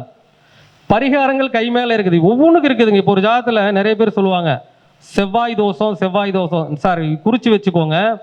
ஒரு ஜாதகத்தில் உங்களுக்கு செவ்வாய் எப்படிப்பட்ட தோஷத்தில் இருந்தாலும், ஒரு ஜாதகத்தில் செவ்வாய் எப்படிப்பட்ட தோஷத்தில் இருந்தாலும் அந்த செவ்வாயுடைய தோஷம் குறைவதற்கென்று ஒரு அற்புதமான ஸ்தலம் இருக்கிறது. எங்க இருக்குதுங்க? அற்புதமான தலம் இருக்குது. அது எங்க தெரியுங்களா இருக்கு? செருகுடியில சூட்சமபுரீஸ்வரர் கோயில் ஒருத்தர் இருக்கார், போயிட்டு வாங்க. செருகுடி சூட்சமபுரீஸ்வரர் கேள்விப்பட்டிருக்கீங்களா? திருவாரூர் மாவட்டத்தில் செருகுடி சூட்சமபுரீஸ்வரர் கோவிலுக்கு நீங்கள் செவ்வாய்க்கிழமை அன்னைக்கு போயிட்டு வாங்க, உங்களுக்கு செவ்வாய் சம்பந்தமான எப்படிப்பட்ட தோஷங்கள் இருந்தாலும் நிவர்த்தி ஆகும். இதெல்லாம் சார் நாங்கள் வந்து ஏதோ ஒரு பேச்சுக்கு சொல்லிங்க, ஒரு 2-3 கிளைண்ட்ஸ் வந்து சொல்லியிருக்கிறாங்க, 16 வருஷமாக என் மாமியார் பேசவே இல்லை, கோயிலுக்கு போயிட்டு வந்து 16 வருஷம் கழிச்சு பேச ஆரம்பித்தாங்க. இந்த மாதிரி நிறைய விஷயங்கள் ஒவ்வொரு ஸ்தலம் வந்து பார்த்தீங்கன்னா அவ்வளவு பிரசித்தி பெற்ற ஸ்தலங்கள்லாம் நிறையவே இருக்குது. ஒவ்வொன்றிலையும் பரிகாரம் வேரியேஷன் இருக்குங்க சார். இப்போ ஜாதகத்தில் செவ்வாய் சனி சேர்ந்துருச்சு, என்ன சொல்கிறாங்க, ஐயோ செவ்வாய் சனி சேர்ந்துருச்சு, செவ்வாய் சனி எளிமையாக இருக்கிறதுக்கு பரிகாரம் ஏன் அந்த பக்கம் இந்த பக்கங்க? செவ்வாய் சனிக்கு என்ன எளிமையான பரிகாரம் அப்படின்னா, சனி பகவான்னா யாருங்க சார்? சனி பகவான் இருள் தானே. சனி பகவான் என்ன குறிக்கும்? மிருகங்களை யாரை குறிக்கும்? காகம். அடுத்து நம்ம விலங்குகள்ல சனி பகவான் யாரை குறிக்கும்? அடிமை விலங்குகள் யாரை குறிக்கும்? நாயை குறிக்கும். சனி பகவான் யாரை குறிக்குங்க? நாயை குறிக்கும். செவ்வாய்னா யாருங்க? பாதுகாவலர் தானே. நாய் பாதுகாவலரா எங்க இருக்கிறாங்க? சிவனுக்கு பாதுகாவலரே காலபைரவர் தாங்க சார். அப்ப செவ்வாய் சனி சேர்க்கை சேர்ந்தாலே காலபைரவர் கும்பிட்டீங்கனாலே நல்லது நடக்கும். செயலா இல்லைங்களா? இன்னும் எவ்வளவோ இருக்குது. ஒண்ணு வேணாங்க, செவ்வாய் சனி சேர்ந்துருச்சு, செவ்வாய் சீருடையா இல்லையா? செவ்வாய் சீருடை தானே. சனி பகவானா குப்பை தானே. அப்போ குப்பை எழுறவங்கள சீருடை அணிஞ்சாரு குப்பை எழுறாங்க. அப்போ குப்பையை செவ்வாய் சனி சேர்ந்தவங்க குப்பை எழுறதுக்கு உதவி பண்ணலாம் முடியாதா? முடியுமா தானுங்க? இது செவ்வாய்னாவே சீருடை. அப்போ செவ்வாய் சனினா என்ன பண்ணுறாங்க? அந்த குப்பை எழுறாங்க, சீருடை அணிந்து குப்பை எழுறவங்களுக்கு என்ன பண்ணலாம்? உதவிகள் செய்யுங்க. செவ்வாய் சனி நல்லதை செய்வாங்க. செய்வாங்களா மாட்டாங்களா? எவ்வளவோ பரிகாரங்கள் இப்போ வந்து பார்த்தீங்கன்னா ஒவ்வொன்றையும் நம்ம அடிக்கிட்டே போகலாம். அந்த அளவுக்கு என்ன இருக்குதுங்க, ஒவ்வொரு இடத்திலும் பரிகாரம் என்பது இருக்கிறது. நம்ம கைக்குள்ள தான் இருக்குது, நாம தான் பயன்படுத்துகிறோம். சரிங்களா? அதனாலங்க உங்களுடைய ஜாதகத்தில் லக்னம் என்ற கொடுப்பினை, முதல்ல லக்ன புள்ளியை தெளிவாக கவனிங்க. நீங்கள் அந்த லக்ன புள்ளியை மிஸ் பண்ணிட்டீங்கன்னா உங்கள் வாழ்க்கையில் ஜெயிக்க முடியாது. லக்ன புள்ளிக்குன்ற நட்சத்திராதிபதி எப்படி இருக்கிறார், லக்ன புள்ளி நின்ற நட்சத்திரம் வந்து எந்த கிரகத்துடைய டிஎன்ஏ, அந்த கிரகம் எப்படி இருக்கிறது, லக்னத்தில் யார் இருக்கிறார், லக்னாதிபதியோடு யார் இருக்கிறார், லக்னாதிபதி யாரை பார்க்கின்றார், இந்த நிலைகளெல்லாம் கவனித்து லக்னாதிபதியினுடைய வழியில் நீங்கள் போனீங்கன்னா 100% வெற்றியாளராக நிச்சயமாக நீங்கள் மாறிவிடலாம், மாறுவீர்கள். அனைவரும் லக்ன புள்ளியை சிறப்பான முறையில் இயக்கி ஒவ்வொருவரும் வாழ்வில் ஒரு மிகப்பெரிய வெற்றியை அடைய வேண்டும் என்று கூறி எனக்கு இந்த வாய்ப்பை வழங்கிய மதிப்பிற்குரிய வேலுசிவாயி அவர்களுக்கும் என்ற நன்றியை கூறி அதன் நிர்வாகிகளுக்கும் மீண்டும் ஒருமுறை நன்றி கூறி என்னுடைய சிற்றுரையை நிறைவு செய்து கொள்கின்றேன். நன்றி, வணக்கம், வாழ்க வளமுடன். திருச்செந்தூர் வேலவன் பாதம் பணிந்து, என்னுடைய குருநாதர் தெய்வ திரு முத்தூர் ராமசாமி ஐயா அவர்கள் பாதம் பணிந்து, அர்த்தநாரீஸ்வரர் பாதம் பணிந்து, ஆஞ்சநேயர் பாதம் பணிந்து, காலபைரவர் பாதம் பணிந்து, என்னுடைய தாய் தந்தையரின் பாதம் பணிந்து, மதிப்பிற்குரிய வேலுசிவா ஐயா அவர்கள் நடத்தும் நவசக்தி ஜோதிட குழு சார்பாக நடைபெற்று கொண்டிருக்கின்ற 17வது மாதாந்திர ஜோதிட கருத்தரங்கிற்கு வருகை புரிந்திருக்கும் அனைத்து நல்லுள்ளங்களுக்கும் என்னுடைய நன்றியை, வணக்கத்தை உரித்தாக்கி இந்த நிகழ்ச்சிக்கு எனக்கு தலைமை தாங்கி நடத்துவதற்கு வாய்ப்பளித்த வேலுசிவா ஐயா அவர்களுக்கும் அதன் நிர்வாகிகளுக்கும் என்னுடைய மனமார்ந்த நன்றிகளையும் வணக்கங்களையும் தெரிவித்துக் கொள்கின்றேன். 17வது மாதாந்திர கருத்தரங்கம் இன்னும் இது போன்ற பல ஜோதிட கருத்தரங்களை நடத்தி ஜோதிட விஷயங்களை மக்களுக்கு கொண்டு சேர்க்க வேண்டும் என்று என்னுடைய மனமார்ந்த வாழ்த்துக்களையும் தெரிவித்துக் கொள்கின்றேன். நன்றி. இன்று எனக்கு கொடுக்கப்பட்டிருக்கும் தலைப்பு லக்ன புள்ளியை இயக்கி அனைத்தையும் பெறுதல். அடிக்கடி ஒரு சில விஷயம் நம்ம சொல்லுவோம். ஒரு ரஜினி படம் கூட உங்களுக்கு ஞாபகம் வரும். என்ன படம்? மலடா, அண்ணா மலடா அப்படிம்பாங்க. அந்த மாதிரி லக்னம் என்பது அவ்வளவு பெரிய ஒரு சிறப்பம்சத்தை கொண்டது. லக்னம் என்ற ஒரு கொடுப்பினை தான் ஒரு மனிதனுடைய வாழ்வில் அவனுடைய வாழ்க்கையில் நடக்கின்ற அத்துணை செயல்களுக்கும் காரணமாக இருக்கின்றது என்பது யாராலும் மறுக்கவே முடியாத ஒரு உண்மை. உண்மை இல்லைங்களா? லக்னம் தானே, உங்களை லக்னத்தை வச்சு தானே நம்ம ஜாதகமே கணிக்கிறோம். லக்னம் நம்ம 12 ராசிகள் இருந்தாலும் நாம் பிறக்கும் நேரத்தில் விழுகின்ற அந்த ராசி எதுவோ அதை லக்ன புள்ளியா வச்சு தான் நம்ம லக்ன கணிதம் போட்டு தான் என்ன பண்றாங்க, ஒவ்வொருத்தருக்கும் ஜோதிடம் சொல்கின்றோம். லக்னம் என்பதுதான் தலை. லக்னம் என்னங்க? லக்னம் என்பதுதான் தலை, லக்னம் என்பதுதான் மலை. லக்னம் என்பதுதான் தலை, லக்னம் என்பதுதான் மலை. இதுல ஒரு சிறப்பம்சம் என்ன தெரியுங்களா? நீங்க எல்லாமே பார்த்துருப்பீங்க. நான் இப்ப சொன்னேன் இல்லைங்களா, அண்ணா மலடா அப்படின்னு சொல்றோம் இல்லையா? இதுல ஒரு மிகப்பெரிய ஒரு விசேஷமான நிலை நம்முடைய லக்னத்தில் இருக்கிறது. இருக்கா இல்லைங்களா? இருக்கு. அது என்னது? என்னடா அண்ணாமலை அண்ணாமலைன்னு சொல்லிட்டே இருக்கிறோமே, இந்த அண்ணாமலையாருக்கும் லக்னத்துக்கும் என்ன சம்பந்தம் அப்படின்னு பார்க்கும் பொழுது, லக்னம் என்பது மேஷ லக்னம், காலபுருஷனுடைய முதல் லக்னம். காலபுருஷனுடைய லக்னம் என்னங்க? மேஷம். இந்த மேஷத்துல யார் உச்சமாகறாங்க? சூரியன் உச்சமாகறாங்களா இல்லைங்களா?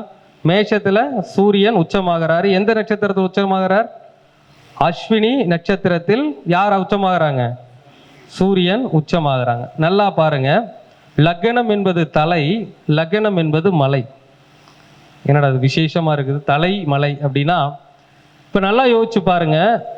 இப்ப பஞ்சபூத ஸ்தலங்கள் இருக்கா இல்லைங்களா? சிவனுக்கு பஞ்சபூத ஸ்தலங்கள் இருக்கா இல்லைங்களா? 5 ஸ்தலம் இருக்கு இல்லையா? அப்போ பஞ்சபூத ஸ்தலங்கள்ல இந்த சிவபெருமானுக்கு செவ்வாயுடைய ஸ்தலம் எது தெரியணும் இல்லையா? எதுங்க? எல்லாரும் பஞ்சபூத ஸ்தலம் 5 இருக்குதுன்னு சொல்றோம். திருவண்ணாமலை இருக்கு, வரிசையில சொல்றோம். திருவனைக்காவல் இருக்கு, சிதம்பரம் இருக்கு, காளகஸ்தி இருக்கு, காஞ்சி ஏகாம்பேஸ்வரர் கோயில் இருக்கா இல்லைங்களா? அப்போ இந்த பஞ்சபூத ஸ்தலங்கள்ல சிவனுக்கு இருக்கக்கூடிய ஸ்தலங்கள்ல செவ்வாய்க்கு உண்டான ஸ்தலம் எதுனா திருவண்ணாமலை. எதுங்க? திருவண்ணாமலை. நீங்க பாருங்க, அஸ்வினி நட்சத்திரத்துல யார் உச்சம்? சூரிய பகவான் உச்சம். யாருடைய வீடுங்க அது? செவ்வாய் பகவானுடைய வீடு. அப்பொழுது செவ்வாய் சூரியன் சேர்ந்தாலே திருவண்ணாமலை. என்னங்க? செவ்வாய் சூரியன் சேர்ந்தாலே திருவண்ணாமலை. இப்போ ஒண்ணு வேண்டாங்க, இந்த திருவண்ணாமலைக்கு இன்னொரு பேர் இருக்குது. என்ன பேர் தெரியுங்களா? சூரியமலைன்னு ஒரு பேர் இருக்கு. தெரியுமா தெரியாதுங்களா? திருவண்ணாமலைக்கு என்ன பேருங்க? சூரியமலை அப்படின்னு பேர். அப்ப பாருங்க, அஸ்வினியில் யார் உச்சம்? சூரிய பகவான் உச்சம், செவ்வாயுடைய வீடு. அதனால்தான் திருவண்ணாமலை என்னதுங்க? செவ்வாய் ஸ்தலம். ஓகேங்களா? அப்போ ஏன் பாருங்க, ஒவ்வொரு பெரிய பெரிய அரசியல்வாதிகள் எல்லோருமே அதிகமாக போகக்கூடிய கோவில் எதுங்க? திருவண்ணாமலை கோவில். நீங்க கிரகங்கள், அதாவது 9 நவகிரகங்கள் சொல்லப்பட்டாலும் சூரியனும் சந்திரனும் நம்ம நட்சத்திரங்கள் எடுத்துக்கிறோம், ராகு கேதுக்கள் நிலகிரகங்கள் எடுத்துக்கிறோம். ஆனா இந்த பஞ்சாங்கத்தில் இருக்கக்கூடிய 5 அங்கங்கள் சொல்றோம் இல்லைங்களா, அதுல எதெல்லாம் வர்றாங்க? செவ்வாய், சுக்கிரன், புதன், குரு, சனி வராங்களா? அந்த மாதிரி பஞ்சபூத ஸ்தலங்களை 5ஆ பிரிச்சிருக்கிறோம். அதுல திருவண்ணாமலை ஸ்தலம் தான் என்னதுங்க? செவ்வாய்க்கான ஸ்தலம். ஓகேங்களா? அப்போ ஒரு ஜாதகத்தில் ஒரு ஜாதகத்தில் செவ்வாயும் சூரியன் இணைந்து நல்ல நிலைமையில் இருக்கிறார்களோ அவர்கள் எல்லாம் திருவண்ணாமலை சென்று வருகின்ற பொழுது ஒரு பரிபூரணமான யோகத்தை நிச்சயமாக அடைவார்கள். ஓகேங்களா? அப்ப கணக்கு வந்துருச்சுங்களா? லக்னம் என்பது தலை. தலைனா யாருங்க? சூரியன். தலைனா என்னங்க? சூரியன் தானே சொல்றாங்கல்ல. அவர் யார் தெரியுமா? எங்க ஏரியாவில் ஒரு பெரிய தலை அப்படிங்கிறாங்க. தலைனா யாருங்க? சூரியன் தான் தலை. சூரியன் தான் தலை. அப்ப அந்த சூரியன் எதுல உச்சமாகிறாருங்க? அஸ்வினி நட்சத்திரத்துல செவ்வாய் பகவானுடைய வீட்டுல உச்சமாகிறாரு. அப்போ ஒருவன் தலைவனாக வேண்டும் என்றால் அவன் அண்ணாமலையாரை கும்பிட வேண்டும். யார் பார்க்கணுங்க? தலைவராக வேண்டும் என்றால் அண்ணாமலையை பிடிக்க வேண்டும், அண்ணாமலையை பிடிக்க வேண்டும் அப்படிங்கிறதாம். சரிங்களா? அப்போ லக்னம் என்பது அவ்வளவு பெரிய சிறப்பம்சத்தை கொண்டது. ஒரு மனிதனுடைய வாழ்க்கையிலைங்க சார், நீங்க வேணா பாருங்க, முதல்ல ஒரு மனிதனுடைய விருப்பம்னு ஒன்று இருக்குதா இல்லைங்களா? இப்போ வாழ்க்கையில் இவ்வளவு தூரம் நம்ம ஒவ்வொரு விஷயத்திலும் நம்ம கஷ்டப்படுறோம், உழைக்கிறோம், எதையும் நோக்கி பயணிக்கிறோம். ஆனா பாருங்க, லக்னம் என்ற ஒரு கொடுப்பினை தான் உங்களுடைய வாழ்க்கையில் உங்களுடைய எண்ணங்கள் திட்டங்களையே சொல்லுது. உங்களுடைய விருப்பமே லக்னாதிபதி தான். லக்னாதிபதி யாருடன் சேர்ந்திருக்கிறாரோ, லக்னத்தில் எந்த கிரகங்கள் இருக்கிறதோ, லக்னாதிபதி எந்த கிரகத்தை பார்க்கின்றாரோ அந்த விஷயங்கள் மீது தான் உங்களுக்கு ஆர்வங்கள் அதிகமாக இருக்கும். வேணா செக் பண்ணி பார்த்துக்கோங்க. முதல்ல நம்ம ஜோதிட சாஸ்திரத்தில் என்ன சொல்றாங்க? பாவக அதிபதிகளை விட ஒரு பாவகத்தில் இருக்கின்ற கிரகங்களுக்குத்தான் வலிமை அதிகம் சொல்லியிருக்காங்களா இல்லையா? ஒரு பாவகத்துடைய ஒரு பாவகம் இருக்குதுன்னா அந்த பாவகத்தினுடைய அதிபதிகளை விட அந்த பாவகத்தில் இருக்கின்ற கிரகங்களுக்குத்தான் வலிமை அதிகம். அப்ப நம்ம என்ன சொல்றோம் அப்படின்னு பாத்தீங்கன்னா, ஒரு ஜாதகத்தில் எவரொருவர் ஜாதகத்தில் லக்னத்தில் கிரகம் இருக்கிறதோ, எவரொருவர் ஜாதகத்தில் லக்னத்தை அதிகமாக கிரகங்கள் பார்க்கிறதோ அந்த ஜாதகம் தான் யோக ஜாதகம். வேணா செக் பண்ணிக்கோங்க. லக்னத்திலையும் கிரகம் இல்லை, லக்னத்திலையும் கிரகம் பார்க்கலைன்னா என்ன ஆகும்? ஒரு ஜாதகத்தில் லக்னத்திலையும் கிரகம் இல்லைங்க சார், லக்னத்தை எந்த கிரகமே பார்க்கலைன்னா அந்த ஜாதகம் என்ன ஆகும்? காலம் முழுக்க கஷ்டப்படுவார், அவருக்கு உழைக்கிறதெல்லாம் அடுத்தவங்க அனுபவிப்பாங்க, அவருக்குன்னு இது அனுபவிச்சுக்க மாட்டார். செக் பண்ணி பாருங்க, எத்தனை ஜாதகம் வேணாலும் செக் பண்ணி பாருங்க, கரெக்டாக இருக்கும். அப்போ லக்னம் என்ற ஒரு கொடுப்பினை ரொம்ப ரொம்ப அவசியம். அப்போ லக்னம்னா என்ன சொன்னங்க? லக்னம் தான் தலை, லக்னம் தான் மலை, லக்னம் என்பதுதான் நீங்கள் பிறந்த ஊர். நீங்கள் எந்த இடத்துல பிறக்கிறீங்களோ அதை வச்சு தான் லக்னம் கணிக்கிறோம். அப்போ நீங்கள் பிறந்த ஊர் தான் என்னங்க? லக்னம். அதே மாதிரி ஒரு மனிதனுடைய பேர், நேம் ஃப்ரேம்னு ஒன்று இருக்குது இல்லையா? ஒருத்தர் வந்து இந்த சமுதாயத்தில் ஒரு நேம் ஃப்ரேமோட ஒரு பெரிய ஒரு சொல்லுவாங்க இல்லையா, அவர் அந்த ஏரியாவில் டான் அப்படின்னு சொல்லுவோம் இல்லையா? அந்த மாதிரி ஒரு ஜாதகத்தில் ஒரு புகழ் வேணும்னாலும் சரி, ஒரு அவமானம் ஏற்படுறதா இருந்தாலும் அது எதை தான் சொல்லுங்க? லக்னம் தான் சொல்லும். அப்போ உங்களுடைய பேர் என்ன, உங்களுடைய பெயருடைய சூழ்நிலை எப்படி இருக்குது, எந்த அளவுக்கு அந்தஸ்தா வாழ்றீங்கன்னு சொல்றது எதுங்க? லக்ன பாவகம். அதே மாதிரிங்க எந்த ஒரு விஷயங்கள் உங்கள் மேல் பதிவு செய்யப்பட்டாலும், இப்போ நிறைய ரிஜிஸ்ட்ரேஷன்லாம் பண்ணுறோம் இல்லையா, ரிஜிஸ்ட்ரேஷன் 3ஆம் பாவகம், அது விஷயம் இல்லைங்க, உங்கள் பேர் பதிவாகுதா இல்லையா? அப்போ எந்த ஒரு பேர் நீங்கள் ரிஜிஸ்ட்ரேஷன் பண்ணாலும் அங்கே என்ன சம்மந்தப்படும்? லக்னம் என்பது நிச்சயமாக சம்பந்தப்படும். அப்போ லக்னம் என்பது நீங்கள் பிறந்த இடம், லக்னம் என்பது நம்முடைய செயல்பாடு, லக்னம் என்பது நம்முடைய தலைப்பகுதி, லக்னம் என்பது பிறந்த ஊர், லக்னம் என்பது வேற என்ன வருவாங்க? உங்களுடைய நேம் ஃப்ரேம். நீங்கள் வாழ்க்கையில் எந்த அளவுக்கு உயர்ந்து இருக்கீங்க, எந்த அளவுக்கு தாழ்ந்து இருக்கீங்கன்னு சொல்றது என்னதுங்க? லக்னம் என்ற ஒரு விஷயம். அப்போ முதல்ல லக்னத்தில் இருக்கின்ற கிரகங்கள் முதல்ல பாருங்க. இத்தனை பேர் வந்திருக்கீங்க, உங்க ஜாதகத்துல முதல்ல பாருங்க, லக்னத்துல எந்த கிரகம் இருக்குதோ அந்த கிரகத்து மேல உங்களுக்கு அலாதி பிரியம் இருக்கும். Say yes or no? Check பண்ணி பாருங்க. நீங்க எந்த லக்னத்து மேல நீங்க பிறந்திருக்கலாம், அது வேற விஷயம். உங்களுக்கு எதன் மேல பிரியம் ஜாஸ்தினா, லக்னத்துல எந்த கிரகம் இருக்குதோ அது மேலதான் உங்களுக்கு பிரியம் ஜாஸ்தி. யாராச்சும் ஒருத்தர் லக்னம் சொல்லுங்க, லக்னத்துல கிரகம் இருக்கிறவங்க யாரோ ஒருத்தர் லக்னம் சொல்லுங்க. அது நடக்குது நடக்காது ரெண்டாவது விஷயம். உங்க ஜாதகத்துல லக்னத்துல யாருக்கும் சார் ஒருத்தருக்குமே லக்னத்துல கிரகம் இல்லையா? ஐயா என்ன கிரகம் இருக்குது? மிதுன லக்னத்துல செவ்வாய் இருக்கிறார். அப்ப செவ்வாய் யாருங்க சார்? 6ஆம் அதிபதி தானே. மிதுன லக்னத்துக்கு யாருன்னு பாருங்க, 6ஆம் அதிபதி தானே செவ்வாய், லாபாதிபதி தானே செவ்வாய், 2 பேர் தானே செவ்வாய். இப்போ 6ஆம் இடம்னா என்ன சொல்லுவோம்? வேலையை சொல்லுவோமா? ஒரு வேலைக்கு போய் நல்லா சம்பாதிக்கணும், வேலை பார்த்து நல்லா உழைக்கணுங்கிற அவருடைய விருப்பம் அதிகமாக இருக்குமா இருக்காதா? அது உண்மைதான், அதுதான் விஷயம். நம்ம ஜாதகத்துல லக்னத்துல எந்த கிரகம் இருக்குதோ அப்போ வேலைக்கு போய் சம்பாதிக்கணும் அப்படிங்கிற ஒரு எண்ணங்கள் அதிகமாக இருக்கும். புரிஞ்சுக்கோங்க. ஏன்னா அந்த லக்னம் என்பது நம்முடைய எண்ணங்களை பிரதிபலிக்கக்கூடியது. அப்ப லக்னத்தில் எந்த கிரகம் இருக்கிறதோ அந்த கிரகம் தான் என்ன சொல்லுதுங்க? உங்களுடைய விருப்பம் என்ன, நீங்க எது மேல ஆசைப்படுறீங்கிறத சொல்லும். என்ன பண்ணுங்க? எது மேல நம்ம ஆசைப்படுறதுன்னு சொல்றது எதுங்க? லக்னத்தில் இருக்கக்கூடிய கிரகம் தான். ஒரு ஜாதகத்துல 10ஆம் அதிபதி லக்னத்தில் இருக்குன்னா கேளுங்க கூப்பிட்டு. சின்ன வயசுல அவர் ஜெயிச்சாரு தோத்தாரு அது விஷயம் இல்ல, 10ஆம் அதிபதி லக்னத்திற்கு என்ன நினைப்பாங்க சின்ன வயசுல? 10ஆம் அதிபதி லக்னத்துக்கு என்ன நினைச்சிருப்பாங்க, என்ன செஞ்சிருப்பாங்க? சொந்த தொழில் செய்யணும், சொந்த தொழில் செஞ்சு பொருளாதார ரீதியா நல்லா முன்னேறணும் நினைச்சிருப்பாங்களா மாட்டாங்களா? அதை செஞ்சு ஜெயிச்சவங்களும் இருப்பாங்க, தோத்தவங்களும் இருப்பாங்க. அதெல்லாம் ஜாதகத்துடைய நிலையை பொறுத்தது. ஆனா அவர்களுக்கு சொந்த தொழில் செய்ய வேண்டும் என்ற எண்ணம் அதிகமாக கட்டாயமாக இருக்கும். புரியுதுங்களா? அப்போ முதல்ல நீங்க வந்து புரிஞ்சுக்கோங்க, முதல்ல உங்களை உணருங்க. நீங்கள் யார் என்பதை நீங்களே உணரக்கூடிய தன்மை லக்னாதிபதி கிட்ட தான் இருக்கு.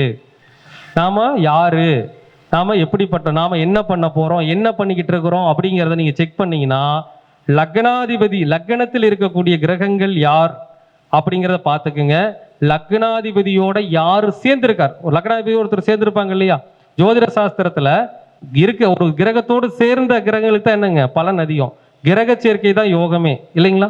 ஜோதிட சாஸ்திரத்துல எது யோகங்க? கிரக சேர்க்கை தான் யோகம். அப்போ இந்த லக்னாதிபதியோட யாராச்சும் சேர்ந்திருக்கிறாங்களான்னு பாருங்க. அப்போ அந்த கிரகத்தின் மேல அதிகமான ஆசை வைப்பீங்க. அந்த கிரகம் லக்னத்துக்கு எந்த வீட்டுக்கு உண்டானவரோ அது மேல ஆசை வைப்பீங்க.